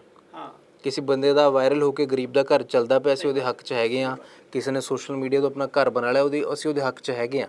ਬਟ ਸੋਸ਼ਲ ਮੀਡੀਆ ਦੀ ਆੜ 'ਚ ਅਸੀਂ ਇੱਦਾਂ ਦੀਆਂ ਚੀਜ਼ਾਂ ਪਰੋਸਣੀਆਂ ਸ਼ੁਰੂ ਕਰ ਦਈਏ। देखो आप जो प्रोडक्ट ले रहे हो ना, सबसे पहले आप ये देखो कि वो जिनको आप ये बना रहे हो, उन लोगों का कंट्रीब्यूशन क्या है सोसाइटी में, आपकी कंट्री में, या फिर आपके आसपास के जो माहौल ਤੁਹਾਡੀ ਮੈਂਟਲ ਗਰੋਥ 'ਚ ਕਿੰਨਾ ਕੰਟਰੀਬਿਊਸ਼ਨ ਹੈ? ਸਭ ਤੋਂ ਜ਼ਿਆਦਾ भाई, अगर आप विराट कोहली को बोल रहे हो कि पसंद करे आपका बच्चा, तो उसका कंट्रीब्यूशन है, बिल्कुल है, सोसाइटी में है, इस देश में है, किसी का भी इस तरह का आदमी, जो आप हॉकी के जो लेजेंड्स की बात कर रहे हो, उनका कंट्रीब्यूशन है। मैं ये नहीं कह रहा कि उन बंदों से जिनका आपने नाम लिया मुझे या आपको कोई प्रॉब्लम है, लेकिन आपको ये पेरेंट्स को या फिर आम जनता को भारत की को ये ध्यान रखना पड़ेगा। खैर इंस्टाग्राम पर तो पता नहीं, मैं तो पेरेंट्स को ऐसी हरकतें करते देख रहा हूँ ना कि बिल्कुल कभी कभी लगता है ये क्या सिखाएंगे बच्चों को ऐसा लग रहा है नहीं सीरियसली। ਉਹੀ ਨਾ ਇਹ ਮਤਲਬ ਇਸ ਗੱਲ ਤੇ ਨਾ ਮੈਨੂੰ ਦਲਜੀਤ ਭਾਜੀ ਦੀ ਵਿਰਾਟ ਕੋਹਲੀ ਦੀ ਇਹਨਾਂ ਦੀ ਨਾ ਹੁਣ ਇੱਕ, ਦੀਪਿਕਾ ਤੇ ਰਣਬੀਰ ਦੇ ਵੀ ਘਰੇ ਬੱਚਾ ਹੋਇਆ ਇਹਨਾਂ ਦੀ ਗੱਲ ਬੜੀ ਵਧੀਆ ਲੱਗਦੀ ਹੈ ਕਿ ਅਸੀਂ ਆਪਣੀ ਉਸ ਪ੍ਰਾਈਵੇਟ ਲਾਈਫ ਨੂੰ ਨਾ ਇੰਨਾ ਸੋਸ਼ਲ ਨਹੀਂ ਕਰਨਾ ਹੁਣ ਦਲਜੀਤ ਭਾਜੀ ਦੀ ਤੁਸੀਂ ਵੀ ਸੋਸ਼ਲ ਮੀਡੀਆ ਤੇ ਇੱਕ ਵੀ ਉਹਨਾਂ ਦੀ ਪੇਰੈਂਟ ਦੀ ਫੋਟੋ ਉਹਨਾਂ ਦੀ ਕੋਈ ਭੈਣ ਦੀ ਕੋਈ ਰਿਸ਼ਤੇਦਾਰ ਦੀ ਜਾਂ ਕੋਈ ਪੁਰਾਣੀ ਗਰਲਫ੍ਰੈਂਡ ਦੀ ਜਾਂ ਅਗਰ ਮੌਜੂਦਾ ਵੀ ਹੈਗੀ ਹੈ ਤਾਂ ਉਹਨਾਂ ਦੀ ਫੋਟੋ ਨਹੀਂ ਦੇਖੋਗੇ ਗੱਲ ਕਰਦਾ ਮੈਂ ਇੱਕ ਕਿ ਉਹਨਾਂ ਦੀ ਤੁਸੀਂ ਤਸਵੀਰ ਨਹੀਂ ਦੇਖੋਗੇ ਉਹ ਆਪ ਹੈਗੇ ਨੇ ਉਹ ਕਹਿੰਦੇ ਇਹ ਚੀਜ਼ਾਂ ਨਾ ਇਨਡਾਇਰੈਕਟ ਹੋ ਕੇ ਬੰਦੇ ਦੀ ਫੈਮਿਲੀ ਤੇ ਆਉਂਦੀਆਂ ਕਿਉਂਕਿ ਜਦੋਂ ਮੈਨੂੰ ਇਹ ਗੱਲ ਮੈਂ ਤਾਂ ਕਹਿਣਾ ਪਿਆ ਜਦੋਂ ਸ਼ਾਇਦ 2016 ਜਾਂ 17 ਦੀ IPL ਦੀ ਗੱਲ ਹੈ ਜਾਂ ਮੈਂ ਉਹ ਫੇਜ਼ ਭੁੱਲਦਾ ਪਿਆ ਕਿ ਜਦੋਂ ਟੀਮ ਹਾਰ ਗਈ ਸੀ ਤੇ ਲੋਕਾਂ ਨੇ ਗਾਲਾਂ ਕੱਢੀਆਂ ਸੀ ਕਿ ਵਿਰਾਟ ਕੋਹਲੀ ਦਾ ਸ਼ਾਇਦ ਫਾਰਮ ਡਿੱਗਦਾ ਪਿਆ ਸੀ ਲੋਕਾਂ ਨੇ ਅਨੁਸ਼ਕਾ ਸ਼ਰਮਾ ਨੂੰ ਗਾਲਾਂ ਕੱਢੀਆਂ ਕਿ ਜਦੋਂ ਦੀ ਲਾਈਫ 'ਚ ਆਈ ਉਹਦਾ ਫਾਰਮ ਡਿੱਗ ਗਿਆ ਲੋਕਾਂ ਨੇ ਉਹਦੀ ਬੱਚੀ ਤੱਕ ਨੂੰ ਡੈਥ ਥ੍ਰੈਟਸ ਦਿੱਤੇ ਸੀਗੇ ਰੇਪ ਥ੍ਰੈਟਸ ਦਿੱਤੇ ਸੀਗੇ ਇੰਨੇ ਲੋਕ ਉਹ ਹੋ ਜਾਂਦੇ ਨੇ ਕਿ ਇੱਕ ਬੰਦੇ ਦੀ ਫੈਮਿਲੀ ਵੱਲ ਟਾਈਮ ਨਹੀਂ ਲਗਾਉਂਦੇ ਉਹਨੂੰ ਟਾਰਗੇਟ ਕਰਨ ਲੱਗੇ ਇਸ ਕਰਕੇ ਮੈਂ ਬੜੀ ਸਿਫਤ ਕਰਦਾ ਦਿਲਜੀਤ ਭਾਈ ਦੀ ਜਾਂ ਜਿਹੜੇ ਬੰਦੇ ਨੂੰ ਪਤਾ अपनी फैमिली ਨੂੰ उस चीज़ तो दूर रखना। लेकिन आज के समय में यार मुश्किल भी है ये जो काम खुद को सोशल मीडिया से दूर रख पाना ना आज के समय में बहुत मुश्किल काम हो गया और अगर वो कोई इंसान इसे कर पा रहा है ना मैं मानता हूँ सीरियसली बहुत बड़ी बात है अगर बिल्कुल कोई कर पा रहा है तो ये है भाई। मैं आता हूँ सिद्धू भाई के टॉपिक पे आज थोड़े ऑफ टॉपिक हो कोई गए नहीं ये तो है नहीं भी गल्लां करनी जरूरी है मैं जिवें पहला दस्सिया कि तुसीं मसाला मसूला लेना तो इसके और कर मैं सकते वो हो बात इतनी डिटेल में इसलिए बता रहा हूँ क्योंकि ऐसा सिद्धू भाई की बात मैं नॉर्मली भी बोल सकता हूँ कि मुझे बस पसंद आया सुन के मजा आया नहीं सिर्फ मजे वाली बात वहाँ पे है नहीं वहाँ पे कुछ और है वहाँ पे आइडियोलॉजी की बात है। तो मैंने 295 सुना मैंने इसे लूप पे 1 महीने तक सुना और मतलब मुझे मैं उतनी अच्छी पंजाबी नहीं बोला तभी मुझे वो गाना याद हो गया और उसके मीनिंग्स जब मुझे पता चले तो मैंने कहा ये तो बंदा यार क्रांतिकारी है मेरे मन से ये निकला मैंने कहा कहीं गलत जज तो नहीं कर दिया इस बंदे को। फिर मैंने उनके गाने सुने सिद्धू भाई के बहुत सारे गाने सुने और मुझे गाने सुनने मेरा दोस्त है ओपेन वो पंजाबी गाने सुनता था वो हम दोनों का सेम स्कूल है तो हम दोनों ही साथ सुनते थे दोनों बैठ के बातें कर रहे हैं यार ये बंदा तो ऐसा है यार हम दोनों ही एक्टर हैं हम अपनी अपनी फील्ड में दोनों ही काम कर रहे हैं। वो मुझे बोल रहा है यार वो यार उसने ऐसा किया यार उसने इस एज में ये कर दिया था वो यार 28 साल की उम्र में लेजेंड बन के चला गया अपन 26-27 के हो रहे हैं अभी तो शुरुआत भी नहीं करी मतलब हम लोगों को एक होता ना कि खुद से कुछ करने का मन हो रहा है कि नहीं यार ये बंदा बहुत कुछ करके चला गया और हम कब ਅਸੀਂ करेंगे। ਉੱਥੇ खड़े हैं हाँ हम मतलब एक इंस्पिरेशन मतलब ऐसा किसी आर्टिस्ट से और से मिलता नहीं है सब आर्टिस्ट को आप देख के खुश हो सकते हो लेकिन कोई एक ऐसा आर्टिस्ट है जो आपको कुछ करने के लिए बोल भी नहीं रहा है वो तो बोल भी रहा है कि तुम कुछ करो बस उसे देख के लग रहा है यार हमको कुछ करना चाहिए देख के लग वो इसको कहते हैं सिद्धि भाई। हम नाट्य शास्त्र पढ़ते हैं ना तो उसमें 2 तरह की सिद्धि होती है एक होती है दैवीय सिद्धि एक होती है कायक। कायक मीन्स कि जो आपको मेहनत करके मिलती है जो आप कर रहे हो उसका फल मिलेगा ही आपको वो मिलता है वो उसमें कहीं जाता नहीं है कर्मण्येवाधिकारस्ते एक दिन तो मिलेगा ही आपको। उसको कुछ लोगों को ना इस दुनिया में सिद्धि होती है वो होती दैवीय सिद्धि उनके पास आशीर्वाद होता है गॉड गिफ्टेड जिनको कह लेने हाँ उनकी मतलब ऑरा ऐसा होता है कुछ लोगों का जैसे मैं एक बात यहाँ पे स्वीकार करना चाहूँगा कि मेरी फैमिली में भी काफ़ी डेथ हुई है नाना जी गए बहुत सारे लोग गए हुए आसपास के लोग जाते हैं मेरे को कभी रोना नहीं आता था किसी के मतलब मरने पर। जब मैंने इरफान साहब की डेथ हुई थी लिटरली मैं रो रहा हूँ मैं नहीं हम लोग हमारे 2 दोस्त हैं एक्टर्स बाकी हम फोन पर रो रहे हैं इरफान खान साहब ਜਿਹੜੇ इरफान खान एक्टिंग करते हैं तो हम लोग रो रहे हैं और हम सोच रहे हैं बात भी करें हम रो क्यों रहे हैं बहुत सारे लोग मरते और उस समय पे ऋषि कपूर साहब भी मरे मतलब गए थे और बहुत सारे आर्टिस्ट उस समय पे जा रहे थे रोना नहीं आ रहा था बुरा लगता है भाई आर्टिस्ट कोई भी आर्टिस्ट क्या कोई भी इंसान दुनिया छोड़ के जाएगा बुरा लगता है लेकिन रोना नहीं आया। इरफान साहब के लिए आंसू निकले जा रहे हैं मतलब ऐसा लग रहा है कोई आसपास का बंदा चला गया जो जिसके साथ रोज उठते बैठते हो ऐसा बंदा। वही मैं कहना चाहूँगा सिद्धू अपने सिद्धू भाई क्यों बोलते हो वो बंदा ना ऐसा लगता है कोई आसपास का बंदा है मतलब कि ऐसा कि जिसके साथ हम रोज मिले मुझे ऐसा लगता है कि यार मैंने सिद्धू भाई से कई बार बातें करी है ऐसा कोई बंदा था जो मुझसे मिला है बातें करी है। इसको मैं एज अ फैन नहीं मैं नहीं बोलूँगा कि मैं उनका फ़ैन हूँ सच बता रहा हूँ क्योंकि फैन ना कहीं आपको सिर्फ बाउंड कर देता है कि आप फैन हो इसलिए आप उसकी इज्जत कर रहे हो। मैं नहीं हूँ सिद्धू भाई का फैन, मैं उसकी इज्जत करता हूँ उसके काम के लिए। उसका काम इतना क्रांतिकारी लगा, मैंने उसका एक एक गाना सुना, उनके मीनिंग निकाले गानों के, और वो उन गानों में एक गाने में बोलता है कि मुंडा अज दाया पाशनी।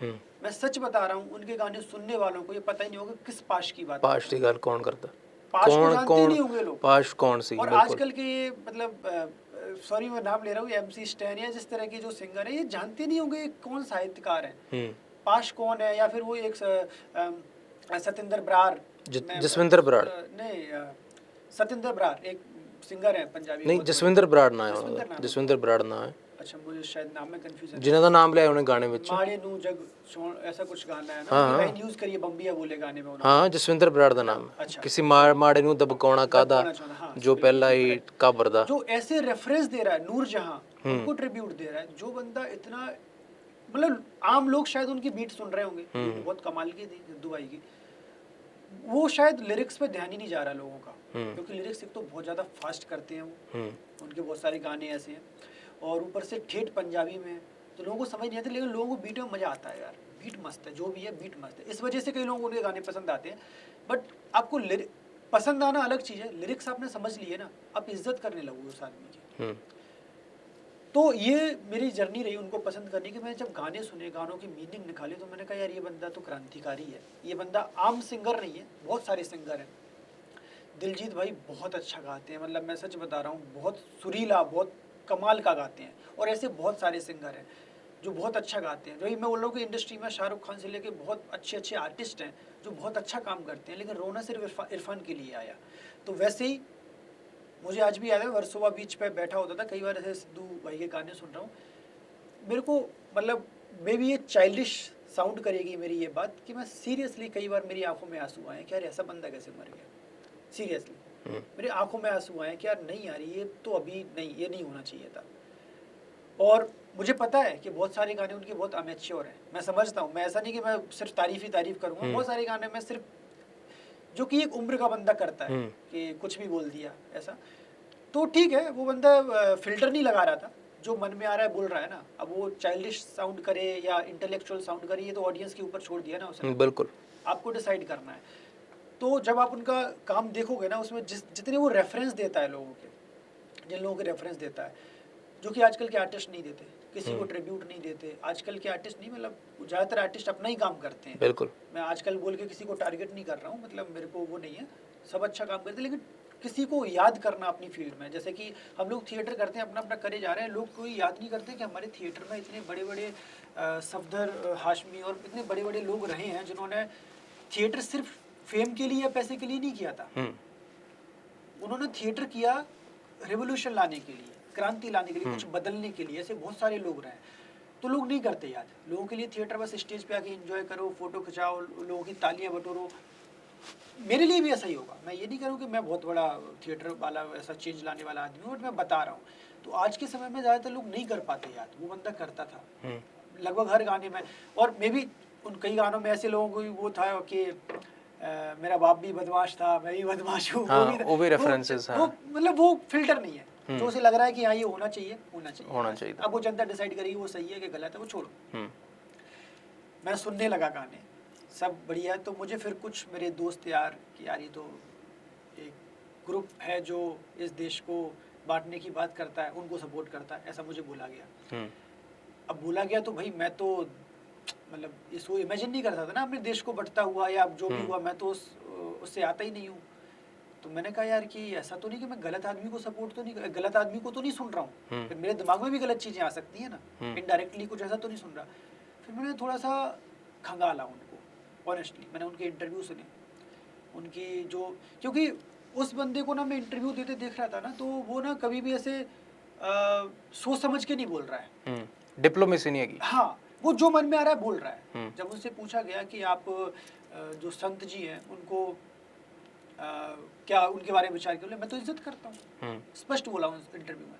बोले कि कोई इंसान है वो आपके लिए गलत हो सकता है, मेरे लिए नहीं है गलत, और जस्ट बिकॉज कि मैं आपको खुश करने के लिए क्यों बोल दूं कि वो मेरे लिए भी गलत है, मेरे लिए तो उसने सही किया है। मतलब इस तरह की बातें। तो बातें वो सही गलत मैं नहीं कर रहा हूँ, लेकिन मुझे उससे ये समझ आया कि ये बंदा सोच नहीं रहा है बोलते टाइम। क्यों इस बंदे को जज करना बहुत आसान है, उस बंदे को जज करना बहुत आसान होता है जो बोलते समय सोचे ना। तो मैं उसको बहुत अच्छे से जज कर पाया कि ये बंदा सोचता नहीं है, ज़्यादा दिमाग नहीं लगाता, जो मन में वही उसके गानों में, जो सोच रहा है वही वो गानों में लिख रहा है। अब वो जज करना आपको अच्छे लग रहे हैं, बुरे लग रहे हैं, वो जनता का वो काम, जनता का काम, वो हम सबका काम है। तो मुझे वो पसंद आते हैं क्योंकि मैं एक ऐसे बैकग्राउंड से आता हूँ, चंबल से आता हूँ। वो भी कहता है कि वो सिद्धू भाई का जो टिब्बिया जो एरिया है वो भी कुछ ऐसा ही एरिया रहा है। शायद मेरा भी कनेक्शन ज़्यादा बैठ रहा है हम लोगों का। वो भी किसान फैमिली से है, मैं भी किसान फैमिली से हूँ। वो भी बहुत मिडिल क्लास आदमी था, मैं भी हूँ। तो बहुत सारे कनेक्शन है। वो भी अपने माँ बाप से बहुत प्यार करते हैं, मैं भी करता हूँ, फैमिली से प्यार करता हूँ। वो भी अपने गाँव को बहुत रिस्पेक्ट देते हैं, मैं भी अपने गाँव को बहुत रिस्पेक्ट देता हूँ, अपने लोगों को रिस्पेक्ट। तो वो कनेक्शंस ऑटोमेटिक बैठ जाते हैं कि नहीं यार ये तो बिल्कुल सेम ही है, ये जो बातें कर रहा है ये तो मैं भी सोच रहा हूँ। बातें किस बारे में वो अलग बात है, लेकिन तरीका तो मैं भी ऐसे ही बोलता हूँ यार कि मैं नहीं सोच पाता। मुझे भी लगता है कभी कुछ किसी का दिल ना दुखा दूँ मैं बोलते हुए, और दुख भी है, दुखता भी है। कई मेरे सारे दोस्त ऐसे हैं जिनका मैं बोल देता हूँ, उनका दिल दुख जाता है, उन सबको सॉरी, लेकिन ये है निकल जाता है, मैं नहीं फिल्टर कर पा रहा हूँ। और इस चीज़ के लिए आप, और ऐसे लोगों को जज करना बहुत आसान होता है। आप कर सकते हो कि ये बंदा ये है या ये है, बीच में कहीं नहीं है। तो ये जर्नी है उनको पसंद करने की। और शायद मैं यही कहूँगा कि बहुत सारे लोग हैं जो सिद्धू मूसेवाला जी को केवल एक सिंगर के तौर पे जानते हैं, तो उनके बीट सुन लेते होंगे। और मैंने कई लोगों से सुनता भी हूँ ना कि मैं ज़्यादा सिद्धू मूसेवाला सुनता, कई मुझसे बोलते हैं कि यार बंद कर यार, बहुत शोर सा हो रहा है जी, और वो उस तरह की बीट उनके उतने हैवी हैं, तो ज़्यादातर लोग डाइजेस्ट नहीं कर पाते, बहुत मुश्किल है। इवन मैं बोलता ना कि आज से 4 साल पहले वाला मैं भी नहीं कर पाता उसको डाइजेस्ट।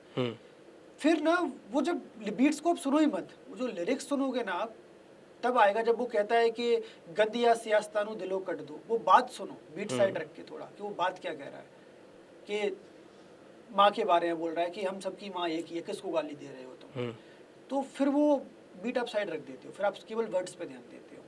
तो कुछ बातों में देखो यार, मैं नहीं बोलूँगा कि मैं सपोर्ट करता हूँ, बहुत सारी चीज़ें उन्होंने, ऐसे मेरे को याद तो नहीं, पर बहुत सारी चीज़ें बहुत अमेच्योर है। जैसे मतलब मुझे बहुत लोगों को अमेच्योर लगी, मुझे बहुत मज़ेदार लगी कि वो बंदा जब चुनाव में खड़ा हो रहा है तो उसने एक चुनाव के लिए गाना बनाया, यंगेस्ट इंचार्ज, फिर जो हार गए पजामे जट पोल लग गया, लगता है खड़ा होगा वोटा बेचने। फिर जब हार गया तो उसने उसको भी सेलिब्रेट कर लिया। मतलब मुझे बहुत मजा आया कि यार ऐसा होना चाहिए कि हर चीज पे मतलब ये चलना चाहिए, हार जीत दुनियादारी चल रही है, वो तो नाल पैरेलल चल रही है। वो उस पे भी गाना बना रहा है, उस पे भी गाना बना रहा है। उसने कोई पता नहीं गन वन का कुछ केस हो गया था, तो पहले कुछ ऐसा गन के लिए गाना बनाया, फिर उसके ऊपर केस हो गया, जट उत्ते केस जेड़ा संजय दत्त, उसके ऊपर गाना, उस गाने पे केस हो गया। मतलब मुझे बहुत ऐसा मजेदारी भी लगती है वो चीजें, क्या मतलब क्या आदमी था यार, वो सोच ही नहीं रहा है, जो आ रहा है करते जा रहा है।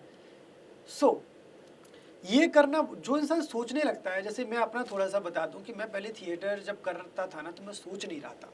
मैं थिएटर करते समय मैंने बहुत एक रेप को लेके नाटक बनाया, मैंने बहुत सारे ऐसे बहुत मतलब इस तरह के नाटक बनाता था, सोशल इश्यूज वाले, सोशल इश्यूज पे मैं सोचता नहीं था, मैं कर रहा था बहुत, और मैं बहुत अच्छा कर रहा था। फिर मैं सोचना शुरू कर दिया, मैं सोचने लगा कि यार ये करने से ये हो जाएगा, ये करने से ये नहीं करूँ, तो तब से मेरी थोड़ी स्पीड स्लो हुई है, ये मैं महसूस कर रहा हूँ। और मुझे लगता है कि मैं अपनी उस स्पीड को वापस लाऊंगा, सोचना बंद करके। क्योंकि क्या होगा, बहुत लोग क्या करेंगे, जज करेंगे ना आपको, आप क्या हो ये आपको पता है।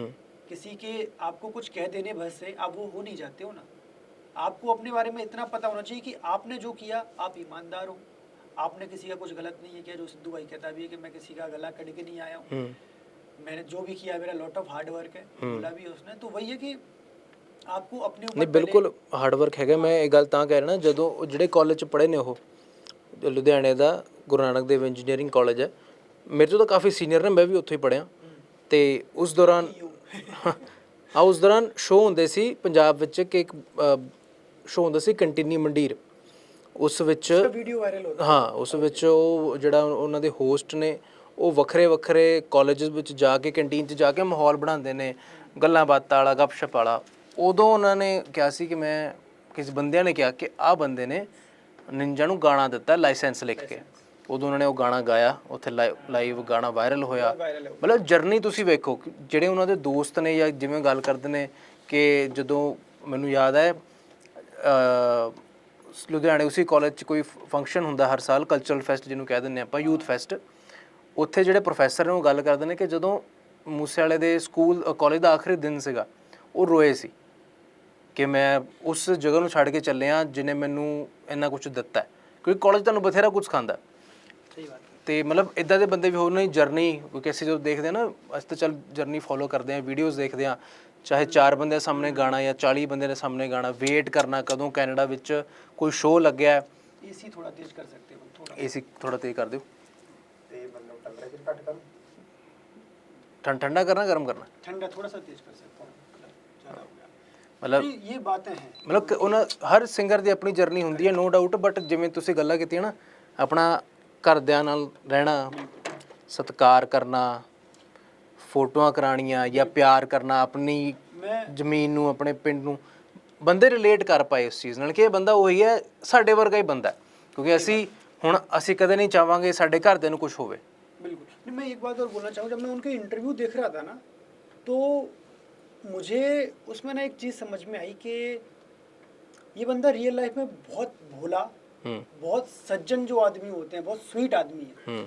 और जो वो बंदूक लेके AK-47 लेके आ रहा है ना वीडियो में, वो आर्टिस्ट है भाई।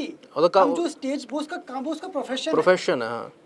और आप उसको लेके कि जस्ट बिकॉज वो AK-47 पकड़ा है तो आप उसको ये नहीं कह दोगे कि मर्डरर है, ये गलत आदमी है, ऐसा नहीं बोल सकते। गन प्रमोट करता है। रियल लाइफ में आप उनके वीडियोस देखोगे ना, मतलब वो इतनी इज्जत से, इतने प्यारे थे। मुझे आज भी याद है कि जब वो एक चुनाव का कोई मोमेंट था, मैं काफ़ी वीडियोस देख रहा था, तो एक पत्रकार उनसे पूछ रहा है कि आप गन रखे क्यों प्रचार कर रहे हो, तो उसको वीरे सेफ्टी वास्ते, ऐसे प्यार से, मतलब इतना प्यार से समझा रहे हैं ना कि मतलब है वो मासूमियत है बात करने में। और वो मैंने इंटरव्यू में भी देखा कि वो बात कर रहा है ना, बहुत मासूमियत से बात कर रहे हैं, और वो मासूम इंसान दिखता है। मासूम जो इंसान होता है ना, वो बात करते समय दिखता है कि इसके अंदर कोई छलावा नहीं है। और रही बात उनके गानों की, तो देखो यार, मैं ना इसमें थोड़ा सा ना 50-50 ऐसा वो है, मुझे उनके गन वन से कोई प्रॉब्लम नहीं है, सच बता रहा हूँ, मुझे कोई प्रॉब्लम नहीं है, क्योंकि मैं जहाँ से आ रहा हूँ वहाँ पे गन रखना, लाइसेंस होना घर में, मतलब वैसा ही हाल है जैसा पंजाब का हाल है। मतलब मेरे घर वाले अभी एक और गन लेना चाह रहे हैं, ऐसा वाला, वो लड़ना नहीं किसी से, वो उनका प्राउड है हथियार रखना। चंबल में है हमारे यहाँ पे कि हर घर में एक बंदूक रहती है, एक तो रहेगी, ज़्यादा हो सकती है, तो वो नहीं फिर थोड़ा भी शौक है रखना? सच दइयो। शौक नहीं है, लेकिन मौका मिले तो रख लांगे। मतलब ऐसे मेरा जैसे बचपन का एक फोटो भी, मैं गन पकड़ के खड़ा हुआ हूँ, मतलब मुझे ऐसा परहेज नहीं है, मतलब मैं नहीं कह रहा, पावर तो फील होती है, मुझे दिक्कत नहीं, मुझे नहीं पावर तो फील होती है जो हाथ च गन होती है। मैंने अभी तक लेके नहीं देखी, मतलब ऐसा वैसा वाला शौक मेरा है नहीं कि मेरे को लेके साथ रख के घूमना है, लेकिन मेरे को परहेज नहीं, मेरे को ना डर लगता उससे, ना मेरे को पकड़ने में कोई शर्म है, ना परहेज है कि नहीं ये रखा हुआ तो मैं उसे जज नहीं करूँगा किसी, भाई अपना अपना वो है, तो मेरे को ऐसा वो नहीं है। लेकिन हाँ, मैं उस फैमिली से आता हूँ, मेरे पापा जब शादी हो जा रहा है बंदूक टांगे खड़े हुए हैं, बॉडीगार्ड जैसे लग रहे हैं, लेकिन वो अपने मन में सोच रहे हैं मैं कोई बहुत तगड़ा आदमी लग रहा हूँ। तो ये हमारे यहाँ कल्चर है, शादियों में आज भी गने टांग के जाते हैं लोग। आप शादियों में देखोगे ना कि लोगों को तो ऐसे गन, दुनाली इकनाली पुरानी टाइप की जो गन है टांगे हुए घूम रहे हैं, बूढ़े बूढ़े लोग, जैसे गन उठ नहीं रही है लेकिन गन, वो शान है उन लोगों की, उनको चलानी नहीं है किसी पर नहीं चले, बहुत ईमानदार। जब ये चुनाव वाला आचार संहिता आती है, समय के पहले जाके जमा कर देंगे, ऐसे किसी को बदमाशी नहीं करनी, बहुत स्वीट लोग हैं, लेकिन वो रखनी है, वो शान है। तो वैसे ही जो लोग कहते हैं कि वो प्रमोट कर रहे हैं, तो मैंने उनके वीडियो देखे, उन्होंने भी स्पष्ट कहा था कि भाई गन रखना कोई बुरी बात नहीं है, आपको ये पता होना चाहिए उसका यूज़ क्या करना है। और उन्होंने एक और बहुत अच्छी बात बोली जो मुझे बहुत अच्छी लगी पर्सनली, कि एजुकेशन में इसका हिस्सा होना चाहिए। जैसे आज के समय में आप सेक्स एजुकेशन की बात कर रहे हो, बहुत ज़रूरी है देना, वैसे ही ना आपको एक एजुकेशन में इसका हिस्सा भी होना चाहिए कि वेपन का इस्तेमाल कब कैसे करना और नहीं करना है, किस सिचुएशन, कितने रीजनेबल है कितने नहीं है। बिल्कुल, क्योंकि वेपन तो वैसे कोशिश करो कि ना हो भाई, किसी का नुकसान ना हो, लेकिन अगर आपके पास है तो उसका इस्तेमाल कैसे करना है इसकी शिक्षा को होना चाहिए एक इंसान के पास में। तो मुझे उनकी बात बहुत अच्छी लगी थी कि बेसिक नॉलेज बचपन में बच्चों को दी जानी चाहिए कि भाई ये खतरनाक चीज़ है बेटा, इसे मजाक में किसी पे मत चला देना, बाकी अगर घर में रखी है। क्योंकि ਹੁਣ ਨਾ ਥੋੜੇ ਟਾਈਮ ਪਹਿਲਾਂ ਇੱਕ ਖਬਰ ਜੀ ਬਾਹਰ ਆਈ ਸੀ ਬਿਹਾਰ ਤੋਂ, ਕੋਈ 5ਵੀਂ ਕਲਾਸ ਦਾ ਬੱਚਾ ਆਪਣੇ ਨਾਲ ਦੇਸੀ ਕੱਟਾ ਲੈ ਗਿਆ ਸੀ ਸਕੂਲ 'ਚ ਤੇ ਉਹਨੇ ਦੂਜੇ ਮੁੰਡੇ ਨੂੰ ਸ਼ੂਟ ਕਰਤਾ ਸੀ। ये वही इसके लिए मैं बोल रहा हूँ कि इसकी शिक्षा देना बहुत ज़रूरी है कि बेटा जब घर में ये खिलौना नहीं है, ये बंदूक है, ये नुकसानदायक है, लेकिन जब कोई तेरी बहन के साथ आबरू भंग करने की कोशिश कर रहा है तो बेटा सोचना मत, सीधा माथे में दे देना। और जब तक ऐसा मौका ना आए कि जब तक तेरे परिवार पे या तेरी सोसाइटी में या किसी आम इंसान पे कुछ ऐसा दुख हो, तब तक इसको टच नहीं करना, घर में रखा रहता है, ये केवल सेफ्टी के लिए। इस शिक्षा देना बहुत ਜ਼ਰੂਰੀ ਹੈ। हम लोग ਜਿਵੇਂ ਅਸੀਂ ਗੁੱਡ ਟੱਚ ਬੈਡ ਟੱਚ ਖਾਂਦੇ ਨਾ, करेक्ट करेक्ट ਉਹਦੀ ਹਾਲਾਂकि ਇਹ ਵੀ ਸੈਕਸ ਐਜੂਕੇਸ਼ਨ ਵੀ ਕਈ ਬੰਦੇ ਵਾਸਤੇ ਇੱਕ ਟੈਬੂ ਹੈ। हाँ, कई लोग उसको एक्सेप्ट नहीं कर पा रहे ਕਿਉਂਕਿ ਮੈਨੂੰ ਨਹੀਂ ਲੱਗਦਾ ਸੀ ਇਸ ਵੇਲੇ 4 ਬੰਦੇ ਹੈਗੇ ਇਸ ਆਫਿਸ ਵਿੱਚ, ਇਸ ਸਟੂਡੀਓ 'ਚ ਕਿਸੇ ਨੂੰ ਵੀ ਸੈਕਸ ਐਜੂਕੇਸ਼ਨ ਮਿਲੀ ਹੋਣੀ। ਕੈਮਰਾ ਸਰ ਤੁਹਾਨੂੰ ਮਿਲੀ ਸੀ? नहीं मिली। ਤੁਹਾਨੂੰ ਸਰ ਚੈਪਟਰ ਸਕਿਪ ਹੋ ਗਏ ਸੀ। ਹਾਂਜੀ ਬॉबी सर ਤੁਹਾਨੂੰ? नहीं, हम लोग तो थोड़ा वेट भी करते थे कि कभी इस पर बात हो।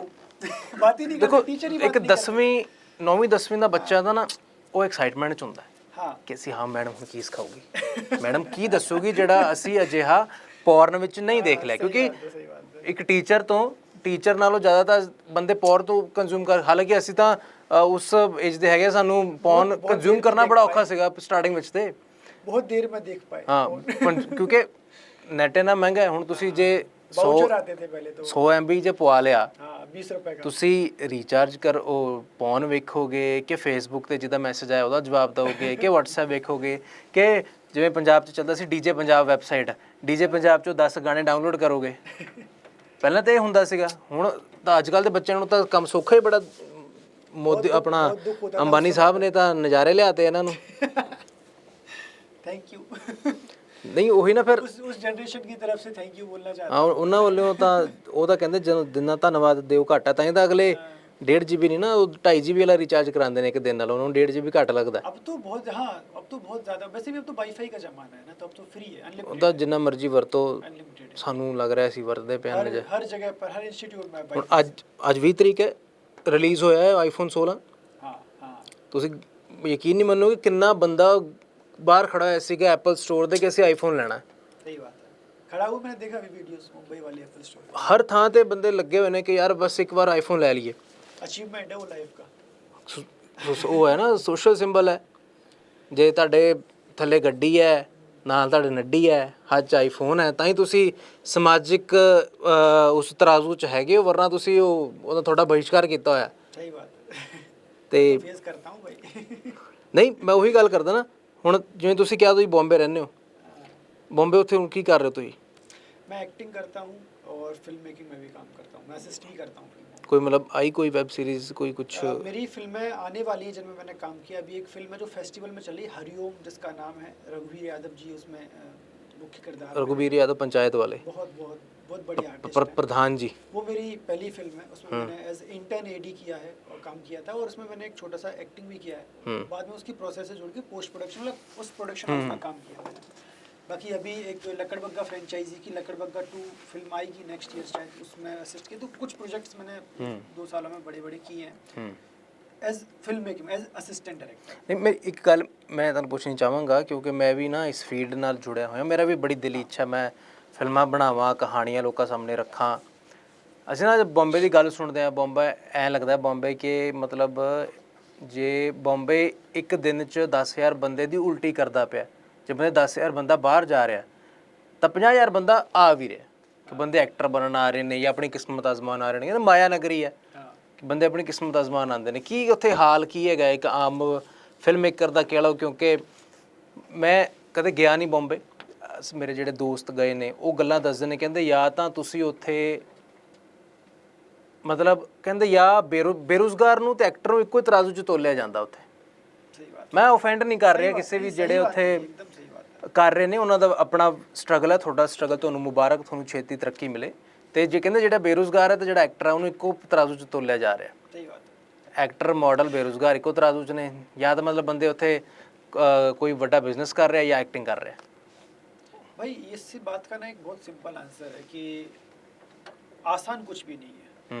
आप जिस फील्ड में अभी काम कर रहे हैं वो भी आसान नहीं है। बिल्कुल। आप खेती भी आसान नहीं है, मेहनत हर जगह पर है।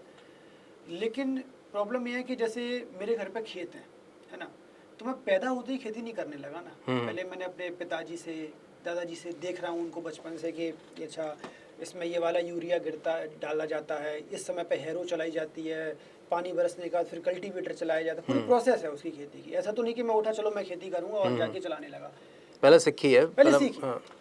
हर चीज़ में। तो आप अभी मीडिया में काम करें तो पहले आपने ऑब्जर्व किया, सीखा, काम किया हाँ, होगा। हर एक की अपनी हर प्रोसेस का है वो कि रहता हाँ है। लोग क्या कर रहे हैं आजकल, दिक्कत ये आ रही है कि लोग सोना उन्होंने दिखता देखा है। रील बनाई, एक्टिंग करना इतना आसान है और पहुंच गए वहाँ। हम्म। मतलब लोगों को लग रहा है कि एक्टिंग करना ऐसा है जैसे मैं आपसे बात कर रहा हूँ, इतना आसान है एक्टिंग या करना। सोना और लोगों दिखता को है ये नहीं बंदा, पता ये बात करना भी कितना मुश्किल है। नहीं या बंदा सोना दिखता है हाँ, क्योंकि मैं ज्यादातर ये है, ये सोना point के है यार कि भाई तू तो सुंदर दिखता है, तू तू एक्टर बन तो जा। एक्टर बन जा, तो फिर मैं ट्राई क्यों नहीं करता। हाँ, ये मुझे भी बोला था बचपन से, लेकिन ताही मैं ताही आए हो। ऑफ कोर्स हाँ सच अच्छा में मैं आया इसी वजह से लो था। जी आई गल्ला करते पे हैं। लेकिन मैंने उस रास्ते को नहीं चुना कि बस मैं अच्छा दिख रहा हूँ तो मैं चला जाऊँ। मैंने प्रॉपर ट्रेनिंग ली, मैंने इस चीज़ की पढ़ाई की है, मैंने इस चीज़ के बारे में डीप पढ़ाई की है, मैंने 10 साल थिएटर किया है, मैंने सीखा है। मुझे अच्छा एक्टर बुरा एक्टर की बात नहीं कर रहा हूँ, मे बी मैं बहुत बुरा एक्टर हूँगा इतना सीखने के बाद, एक्टिंग की बात नहीं कर रहा हूँ मैं। ये तो कोई भी हो सकता है कि किसी फिल्म में किसी ने अच्छा काम कर दिया, किसी ने बुरा कर दिया, लेकिन मैं जो काम करने जा रहा हूँ उसकी मुझे समझ है। ये इम्पोर्टेंट है कि मैं जो एक्टिंग कर रहा हूँ या जो जिस फील्ड में मैं काम कर रहा हूँ उसके बारे में मुझे जानकारी है। ये बड़ी बात है और वो होना चाहिए। और इसके लिए आजकल तो बहुत सारे इंस्टीट्यूट खुल गए हैं और सरकारी भी बहुत सारे इंस्टीट्यूट है जहाँ पर पे नहीं बहुत अच्छा काम हो ਐਕਟਿੰਗ ਟ੍ਰੇਨਿੰਗ ਇਹਦੀ ਦੱਸਿਆ ਜਾ ਸਕਦਾ ਹੈ, ਕਿਆ ਪ੍ਰੋਸੈਸ ਹੈ, ਆਹ ਕਰੈਕਟਰਾਈਜੇਸ਼ਨ ਹੈਗੀ ਆ ਨਹੀਂ ਹੈਗੀ, ਪਰ ਇਹ ਤੁਹਾਨੂੰ ਲੱਗਦਾ ਕਿ ਇਦਾਂ ਦਾ ਫੀਲਡ ਹੈ, ਇਦਾਂ ਦੀ ਪ੍ਰੋਫੈਸ਼ਨ ਹੈ ਜਿਹਨੂੰ ਸਿਖਾਇਆ ਜਾ ਸਕਦਾ ਹੈ। ਹੁਣ ਜਿਵੇਂ ਮੈਂ ਤੁਹਾਨੂੰ ਦੱਸਾਂ ਸਾਡੇ ਸਰ ਜਿਹੜੇ ਕਹਿੰਦੇ ਸੀ, ਉਹ ਕਹਿੰਦੇ ਤੁਸੀਂ ਪੀਸੀ ਦੇ ਸਾਹਮਣੇ ਬਹਿ ਕੇ ਪੱਤਰਕਾਰਤਾ ਨਹੀਂ ਸਿੱਖ ਸਕਦੇ, ਤੁਹਾਨੂੰ ਹੱਥ 'ਚ ਮਾਈਕ ਲੈ ਕੇ ਬਾਹਰ ਜਾਣਾ ਪੈਣਾ, क्रिटिसाइज होना पैना है, क्रिटिसिज्म सहना पैना, गलतियां तो सीखना पैना। सही बात है। वो फिर प्रैक्टिकल चीज़ आ गई ना। तो जैसे आपने बोला अभी कि कैरेक्टराइजेशन ऐसे जो बातें बोली, मैं यहाँ पे ना मैंने बहुत पढ़ा इन सब चीज़ों के बारे में, आपको रियलिस्टिक एक्टिंग, नाट्य शास्त्र का साथ भी बहुत कुछ बोल सकता हूँ मैं। लोगों को लगा कि मेरे को बहुत कुछ आता है, ऐसा कुछ नहीं है। यहाँ पर बैठकर बोलने से किसी को कुछ नहीं आने वाला। जो आपने बात बोली प्रैक्टिकल, लोगों को आना पड़ेगा, लोगों को थिएटर करना पड़ेगा, पहले लोगों को बैक स्टेज में बैठना पड़ेगा, लोगों को करते हुए देखना पड़ेगा, उनके लिए चाय लानी पड़ेगी, स्टेज का झाड़ू लगाना पड़ेगा। वो पूरी एक जीरो वाली प्रोसेस है कि आपको पहले शून्य होना पड़ेगा। थिएटर में या इसमें हमारे में एक सिद्धांत होता है परकाया प्रवेश, जब आप किसी और कैरेक्टर में जा रहे हो तो पहले खुद को खाली करना पड़ेगा, है ना। किरदार को पात्र बोला जाता है। पात्र मीन्स कोई भी, जैसे लाइक कप या जग, उसको पात्र बोलते हैं हम लोग हिंदी में ना। पात्र मीन्स जब तक उसमें मान लो पानी भरा हुआ है, अगर आप उसमें चाय डालोगे तो वो ना चाय रहेगी ना पानी। अगर आपको उसमें चाय डालनी है तो पहले पानी बाहर निकालो, फिर उसमें चाय डाल दो तो वो चाय हो जाएगी। चाय बाहर निकालो, उसमें जूस डालोगे तो वो जूस हो जाएगा। तो वैसे ही ना इंसान को पहले जीरो होना पड़ेगा और सीखना पड़ेगा जाके। जस्ट 2-4 ऐसी पॉडकास्ट की बातें सुन के या 2-4 इंटरव्यू सुन के रीलां देख के मत पहुंच जाओ भाई, क्योंकि रीलां ਦੇ ਜ਼ੋਰ ਤੇ ਬੰਦੇ ਅੱਜਕੱਲ ਜ਼ਿਆਦਾ ਨੇ हैं। हाँ मैं देख रहा हूँ, मतलब अब मैं क्या बोलूँ, मेरी तो बहनें हैं और सब जो जिन्होंने कभी वो इतनी अच्छी रील बनाती है, सच बता रहा हूँ। और नहीं काम सौखा नहीं हैगा, काम वो काम बड़ा औखा, वो भी काम औखा हैगा। मतलब वो लोग इतनी अच्छी एक्टिंग करते हैं रील में, मैं नहीं कर सकता, मैं रील में एक्टिंग नहीं कर पाऊंगा। लेकिन मैं ये भी बोलूँ कि जस्ट बिकॉज कि आप रील में एक्टिंग कर ले रहे हो, थोड़ा सा व्यूज़ मिल जा रहे हैं आपको, इसका मतलब ये नहीं कि आप एक्टर बहुत अलग चीज़ है। छोटी सी बात बता देता हूँ मैं आपको कि एक्टिंग प्रोफेशन बहुत बाद में बना है, पहले ये तपस्या थी। ऋषि मुनि जो लोग होते थे ना वो एक्टिंग करते थे, आम लोग नहीं करते थे। हमारी जो परंपरा है नाट्य शास्त्र की, उसमें जो नाट्य शास्त्र जिन्होंने लिखा है उनका नाम है भरत मुनि, वो एक ऋषि हैं, है ना। तो आम लोग शौक के लिए एक्टिंग नहीं करते। एक्टिंग मीन्स एक तपस्या, भगवान से या किसी उस परम ब्रह्म से, ईश्वर से मिलाने का रास्ता था एक्टिंग। बाद में एजुकेशन एंटरटेनमेंट में ऐड हो गया, ऐड करती जनता के लिए होने राजे महाराजे आने लग गए जो। हाँ, तो ये त्योहार होने लग गए, उसकी बहुत लंबी प्रोसेस है। आज के समय में वो आप लोगों को लगता है कि बस लोगों को खुश कर देना ही एक्टिंग होती है। अब खुश करने को आप हो कौन? आप हो कौन किसी को खुश करने वाले? तो बेसिकली वो आप परफॉर्मर हो, केवल प्रस्तुति करता हो कि आप आगे किसी के लिए कुछ कर दे रहे हो, 4 पैसे आपको मिल रहे हैं, सामने वाले को हंसी आ गई, अच्छी, वो गलत नहीं है। बट एक्टिंग या अभिनय जो वर्ड है ना वो बहुत डीप है, वो बहुत गहरा है। अभिनय इसका मतलब होता है की ओर ले जाना, इसका आप संधि विकसित करोगे ना, किसी चीज़ वाला लेके जाना, प्लस में इसका मतलब किसी की ओर ले जाना, किसकी ओर ले जाना, ये एक्टर को फाइंड आउट करना होता है किसकी ओर जाना है उसे। तो ये बेसिकली ना कि परकाया प्रवेश का कॉन्सेप्ट है नाट्य शास्त्र में, जिसमें कि ये सोचो ये कितनी गहरी बात है कि बुद्ध को जब इल्हाम हुआ, उनको जब आत्मज्ञान प्राप्त हुआ बुद्ध को, तो वो कैसे प्राप्त होता है? पहले उनको जीरो ही करना पड़ा ना, अपने आप को राजपाट सब त्यागना अपनी पड़ा। चीज़ें सारियां अगर मान आइडियोलॉजी लो वो राजा रहते, अगर मान लो वो राजा ही रहते, राजकुमार ही रहते, तो क्या वो बुद्ध बन पाते? उनको पहले जीरो होना पड़ा, सब कुछ त्याग के खाली पात्र होना पड़ा, तब उनके अंदर वो आत्मज्ञान आया। तो एक्टिंग एक तपस्या है, वो हर कोई नहीं कर सकता, उसकी एक प्रोसेस है। मैं ये नहीं बोलूँगा एक्टिंग सीखी नहीं जा सकती, सीखी जा सकती है, लेकिन उसकी एक प्रोसेस है, उसको एक समय आपको देना ही पड़ेगा। 3 महीने के कोर्स या 1 साल के कोर्स या रील्स बनाने से एक्टिंग नहीं आएगी, परफॉर्मर आप बन जाओगे। मैं किसी को क्रिटिसाइज नहीं कर रहा हूँ, आप बहुत लोग बहुत अच्छा काम भी कर रहे हैं, और ये एक बहुत बड़ी इंडस्ट्री है, तो जहाँ से लोगों का बहुत बड़ा अर्थ जुड़ा हुआ है। तो मैं किसी को ऐसे नहीं बोल रहा हूँ कि नहीं होना चाहिए, सब हो रहा है। बस ये कि आपने जो बात पूछी, वहाँ पे 50,000 लोग इकट्ठा हो रहे हैं रोज के, तो थोड़ा सोच समझ के आओ। वहाँ पर नहीं, इस फील्ड में ही सोच समझ के आओ, और इस फील्ड में अगर आप आ गए हो तो फिर इसको वक्त दो। ये एक्टिंग एक पार्ट टाइम जॉब कभी नहीं हो सकती। एक्टिंग एक फुल टाइम तो छोड़ो, फुल लाइफ जॉब है, बंदा सीखता रहता है सारी उम्र। तो आप इसको ऐसे पार्ट टाइम लेके ये सोचो कि मैं एक्टर हूँ नहीं हो आप। अगर आप एक्टर हो तो सिर्फ आप एक्टर ही हो, फिर आप कुछ और हो ही नहीं सकते। ਤੇ ਹੁਣ ਜਿਵੇਂ ਤੁਸੀਂ ਕਿਹਾ ਤੁਸੀਂ ਚੰਬਲ ਤੋਂ ਹੈਗੇ ਹੋ, ਚੰਬਲ ਇੱਕ ਡਾਕੂਆਂ ਦਾ ਇਲਾਕਾ ਮੰਨਿਆ ਜਾਂਦਾ ਹੈ। भाई पहले मैं इसको क्लियर कर देता हूँ, डाकू नहीं बागी। ਬਾਗੀ डाकू और बागी में बहुत अंतर है, पहली बात। ਹਾਂ ਬਾਗੀ ਕਹਿ ਲਓ ਅਸੀਂ, ਬਾਗੀਆਂ ਦਾ ਇਲਾਕਾ ਮੰਨਿਆ। ਹੁਣ ਤੁਹਾਡੇ ਘਰ ਦੇ ਤੁਹਾਨੂੰ ਕੋਈ ਗੱਲਾਂ ਸਿਖਾਉਂਦੇ ਨੇ ਜਾਂ ਹਾਲੇ ਵੀ ਉਹ ਲੋਕ ਹੈਗੇ ਨੇ ਉੱਥੇ, ਕਿਉਂ ਕਹਿੰਦੇ ਨੇ ਕਿ ਉਹਨਾਂ ਨੇ ਉਹ ਕਰਤਾ ਹੈ आत्मसमर्पण, सरेंडर करता कि हाँ कर चुके हैं लगभग। अब तो नहीं है, अब कहाँ होंगे वो ओल्ड स्कूल डाकू, मतलब जो बागी जो होते थे उस तरह के लोग अब कैसे सर्वाइव करेंगे? पुलिस इतनी एडवांस हो गई। नहीं ਉਹਨਾਂ ਦੀ ਫੈਮਿਲੀ ਤਾਂ ਅੱਗੇ ਹੋਣੀ ਆ, ਕੋਈ ਗੱਲਾਂ ਗੁੱਲਾਂ ਤਾਂ ਕੋਈ ਸੁਣਾਈਆਂ ਗੱਲਾਂ ਕਿਸੇ ਨੇ ਤੁਹਾਨੂੰ ਕਿ ਸਾਡੇ ਟਾਈਮ ਇਦਾਂ ਹੁੰਦਾ ਸੀ? गांव के पास में ही एक वो मतलब रहते हैं जो कभी किसी गैंग में हुआ करते थे। हमारे आसपास बहुत सारे ऐसे लोग रहे हैं, जैसे कि राम बाबू गडरिया का गैंग रहा है, बहुत सारे इस तरह के कैरेक्टर्स रहे हैं जिनकी कहानियां हम बचपन से सुनते हुए आ रहे हैं। और गैंग वॉर बहुत होते थे हमारी साइड में, अब कुछ नहीं है, सच बता रहा हूँ। बहुत खूबसूरत जगह है। और इवन मैं आपको छोटा सा किस्सा बता देता हूँ कि ऐसा होता था कि जो बागी लोग, उनको सर्वाइव करने के लिए चाहिए होता था पैसा, है ना। तो जैसे बस जा रही है, रास्ते में उन्होंने एक बस को रोका और बस में चढ़े, वो महिलाओं को बच्चों को साइड कर दिया पहले, उनसे हाथ नहीं लगेगा।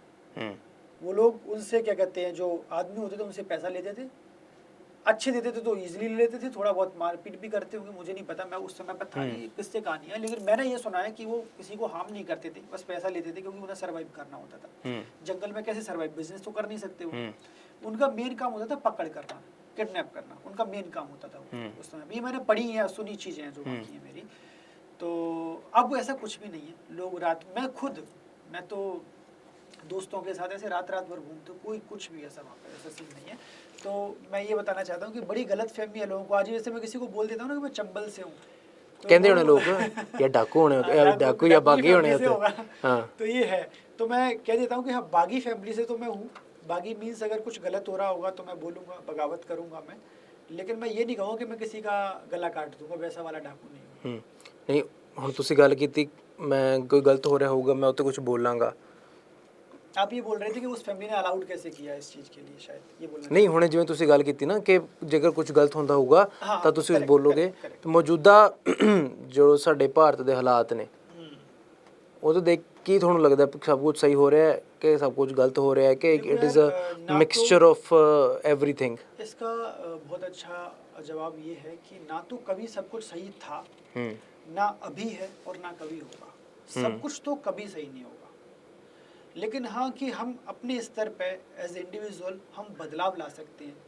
हमारे देश का जो यूथ है वो बहुत हद तक बदलाव ला रहा है अपनी मेंटलिटी से, अपनी आइडियोलॉजी से। वो लोग किसी की बातें ना सुन के अपनी खुद की एक आइडियोलॉजी, अपनी खुद की एक विचारधारा डेवलप कर रहे हैं, लोगों को समझ के, पढ़ के। कुछ लोग थोड़ा सा भ्रमित हैं या थोड़ा सा इन्फ्लुएंस्ड हैं, लेकिन ज़्यादातर लोग अब इस तरह की चीज़ों में नहीं पढ़ रहे हैं जो टैबू बने हुए थे हमारे देश में, जो देश को ख़राब कर रहे थे।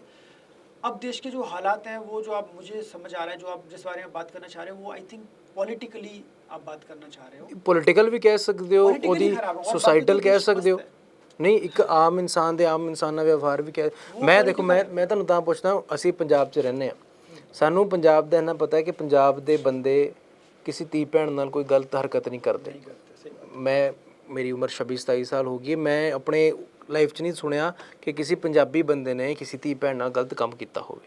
ਘਟਨਾਵਾਂ ਹੁੰਦੀਆਂ ਪਰ ਉਹ ਬੰਦੇ ਪੰਜਾਬ ਦੇ ਨਹੀਂ ਹੁੰਦੇ, ਕਿੱਥੋਂ ਦੇ ਹੁੰਦੇ ਨੇ ਉਹ ਉਹਨਾਂ ਦੀ ਪ੍ਰੋਬਲਮ ਹੈ, ਉਹ ਪੰਜਾਬ ਦੇ ਨਹੀਂ ਹੁੰਦੇ। ਮੈਂ ਤਾਂ ਇੱਕ as a proud Punjabi, as a proud Indian ਮੈਂ ਤੁਹਾਨੂੰ ਇਹ ਕਹਿ ਸਕਦਾ ਕਿ ਭਾਰਤ ਦਾ ਆਹ ਹਿੱਸਾ ਔਰਤਾਂ ਦੇ ਪ੍ਰਤੀ ਸਭ ਤੋਂ ਸੇਫ ਹੈ। ਤੁਸੀਂ ਇਸ ਵੇਲੇ ਪੀਯੂ ਪੜ੍ਹਦੇ ਪਿਓ ਹੈ ਨਾ, ਪੀਯੂ ਰੁਕੇ ਹੋਏ ਹੋ, ਪੰਜਾਬ ਯੂਨੀਵਰਸਿਟੀ ਰੁਕੇ ਹੋਏ ਹੋ ਕਿਸੇ ਕੰਮ ਲਈ। ਤੁਸੀਂ ਦੇਖਿਆ ਹੋਣਾ ਕੁੜੀਆਂ ਮੁੰਡੇ ਰਾਤ ਨੂੰ 1-1 ਵਜੇ ਤੱਕ ਆ ਬਾਹਰ ਫਿਰਦੇ ਪਏ ਨੇ, ਜਾਂ ਹੁਣ ਵੀ 11:15 ਹੋਣ ਵਾਲੇ ਨੇ, ਜੇ ਹੁਣ ਆਪਾਂ ਬਾਹਰ ਜਾਈਏ ਉਹ ਟਹਿਲ ਰਹੇ ਹੋਣਗੇ। ਬਟ ਇਹੀ ਗੱਲ ਦਿੱਲੀ ਹੋਵੇ, ਕੋਈ ਰਿਮੋਟ ਏਰੀਆ 'ਚ ਹੋਵੇ, ਕੁਝ ਇੱਦਾਂ ਥਾਵਾਂ 'ਤੇ ਹੋਵੇ, ਉਹ ਵੀ ਬੰਦਾ ਆਪਣੇ ਆਪ ਨੂੰ ਫੀਲ ਕਰਦਾ। मैं ये बोलना चाहूँगा भाई कि मैं मुंबई में रहता हूँ और वहाँ पर मतलब वहाँ के लोग इतने अच्छे हैं। वैसे तो किसी को किसी से मतलब नहीं है, आप अपनी इंडिविजुअल लाइफ में क्या कर रहे हो, कोई आपको ना रोक रहा है ना टोक रहा है, आपको जो करना है करो। मैंने आज तक 2.5 साल हो गए हैं, मैंने आज तक किसी को छेड़ते हुए नहीं देखा। और रात को 3 बजे लड़कियां शॉर्ट्स में घूम रही, कोई किसी को वो नहीं कर रहा है परेशान, कोई किसी को इतना ज़्यादा ऐसा कि लड़की को ऑकवर्ड लगे, ऐसा कभी नहीं होता है। पूरी रात दिन वहाँ पर एक है, तो वो भी ब्लेस्ड जगह इस मामले में। और रही बात क्राइम की, तो 5 उंगली कभी एक जैसी नहीं होती, वो हिंदू मुस्लिम सिख ईसाई किसी में भी हो सकते हैं। और वो उसके लिए हम ये नहीं कह सकते कि अगर एक बंदा गलत है तो सब गलत है, किसी को पूरी कम्युनिटी को कभी टारगेट नहीं कर सकते। और जो आप कह रहे हैं, हाँ सरदारों की, पंजाबियों की मेरे मन में एक रिस्पेक्ट है, मेरे नहीं पूरे हिंदुस्तान के मन में रिस्पेक्ट है। उसका रीज़न यही है कि बचपन से सेवा करते देखते आ रहे हैं। आप किसी भी शहर में चले जाओ, गुरुद्वारा है, आपको कितने टाइम खाना खाना है वहाँ पे, कोई आपको रोक टोक, आपके लिए एक ऐसा आसरा है ना हमेशा कि आपको अगर जो इंसान अवेयर है तो उसको टेंशन नहीं लेनी है कि मेरा क्या होगा। मुंबई के गुरुद्वारों में भी लोग जाते हैं, लोग हेल्प करते हैं, बहुत हेल्पफुल पीपल होते हैं पंजाबी। ये बचपन से हमारी एक इमेज है सरदार लोगों की। तो हाँ, मैंने इस तरह के केस बहुत कम सुने हैं, हालांकि गैंगवार बहुत सुने हैं लेकिन वो किसी टुच्ची हरकत, जो हम पहले एक वर्ड आया था टुच्ची हरकत करते, मैंने भी सरदारों को कभी ऐसा नहीं देखा जो टुच्ची हरकत करी हो। ਚਲੋ ਬਹੁਤ ਬਹੁਤ ਧੰਨਵਾਦ ਤੁਹਾਡਾ ਸਾਡੇ ਨਾਲ ਗੱਲਬਾਤ ਕਰਨ ਲਈ।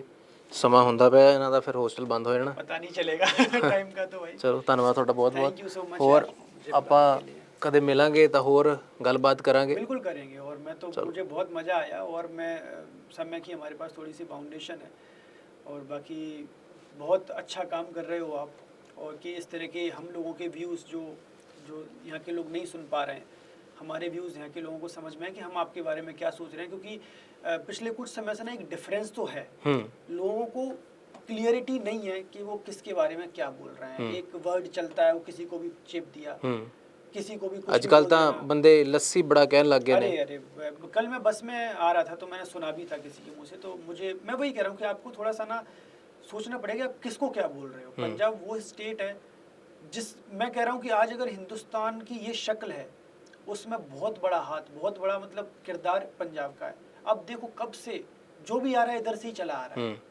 जो भी इस देश का लूटने आ रहा है, पाटने आ रहा है, मारने आ रहा है, सब इधर से ही चला। दिल्ली दे राह होंदे हुए पंजाब च आए ने। सब लोगों को फेस कौन कर रहे हैं? सरदार लोग कर रहे हैं। आज भी बॉर्डर स्टेट है, चीज़ें होती हैं, बहुत नुकसान होता है। बंटवारे में सबसे ज़्यादा किसी का नुकसान हुआ है, पंजाब का हुआ है, पूरे देश का हुआ है। लेकिन एक ऐसा वाला नुकसान कि हमारे घर से ही कुछ गया है। दिल ते जिदे छुरा वज्जिया, जिदे दिल तो सट लगी है। बिल्कुल। क्योंकि मैं मेरी खुद दी ग्रैंड पेरेंट्स पाकिस्तान तो ने, वो माइग्रेट होके इत्थे आए। वो दसदे सी ना साडा किन्ना सोना, किन्नी जमीन साडी उत्थे सी। एक जनरेशनल वेल्थ बंदे दी उत्थे रह गई, अपना घर रह गया उत्थे। मैं इमेजिन नहीं कर सकता अपने गांव में एक दिन कोई आए और बोल दे कि अब ये तुम्हारा गांव नहीं है, ये तुम्हारा घर नहीं। मैं सोचता हूँ कि वो दुख कितना खतरनाक होगा, मैं इमेजिन नहीं कर सकता उस चीज़ को सीरियसली। तो मैं वही कहना चाहूँगा कि यार थोड़ा सा समझ, कुछ भी बोलो आप भाई, देश में डेमोक्रेसी है, किसी को कुछ बोलने बाध्य नहीं कर सकते, लेकिन सोचो जरा कि आप किसके बारे में क्या बोल रहे हो। ऐसे हर किसी को कि जस्ट सिद्धू भाई का ही एक मैटर था कि वो तो वो वाला सिंगर है, उस तरह के लोगों के साथ रहता है। तो पहले समझो, पहले पढ़ो, मे भी हो इन्फ्लुएंस, सब किसी का भी किसका भी हो सकता है, बट आप सबसे पहले समझो कि बंदा कहना क्या चाह रहा है। तो अपने देश को प्यार करो, और किसी को भी ऐसे सरदार लोगों को या किसी को भी, किसी भी स्टेट को, मैं नहीं कर रहा कि चाहे वो किसी भी धर्म दा होवे, किथे दा भी होवे, बंगाल हो या मराठी, कोई भी, भाई सब एक है, एक देश है।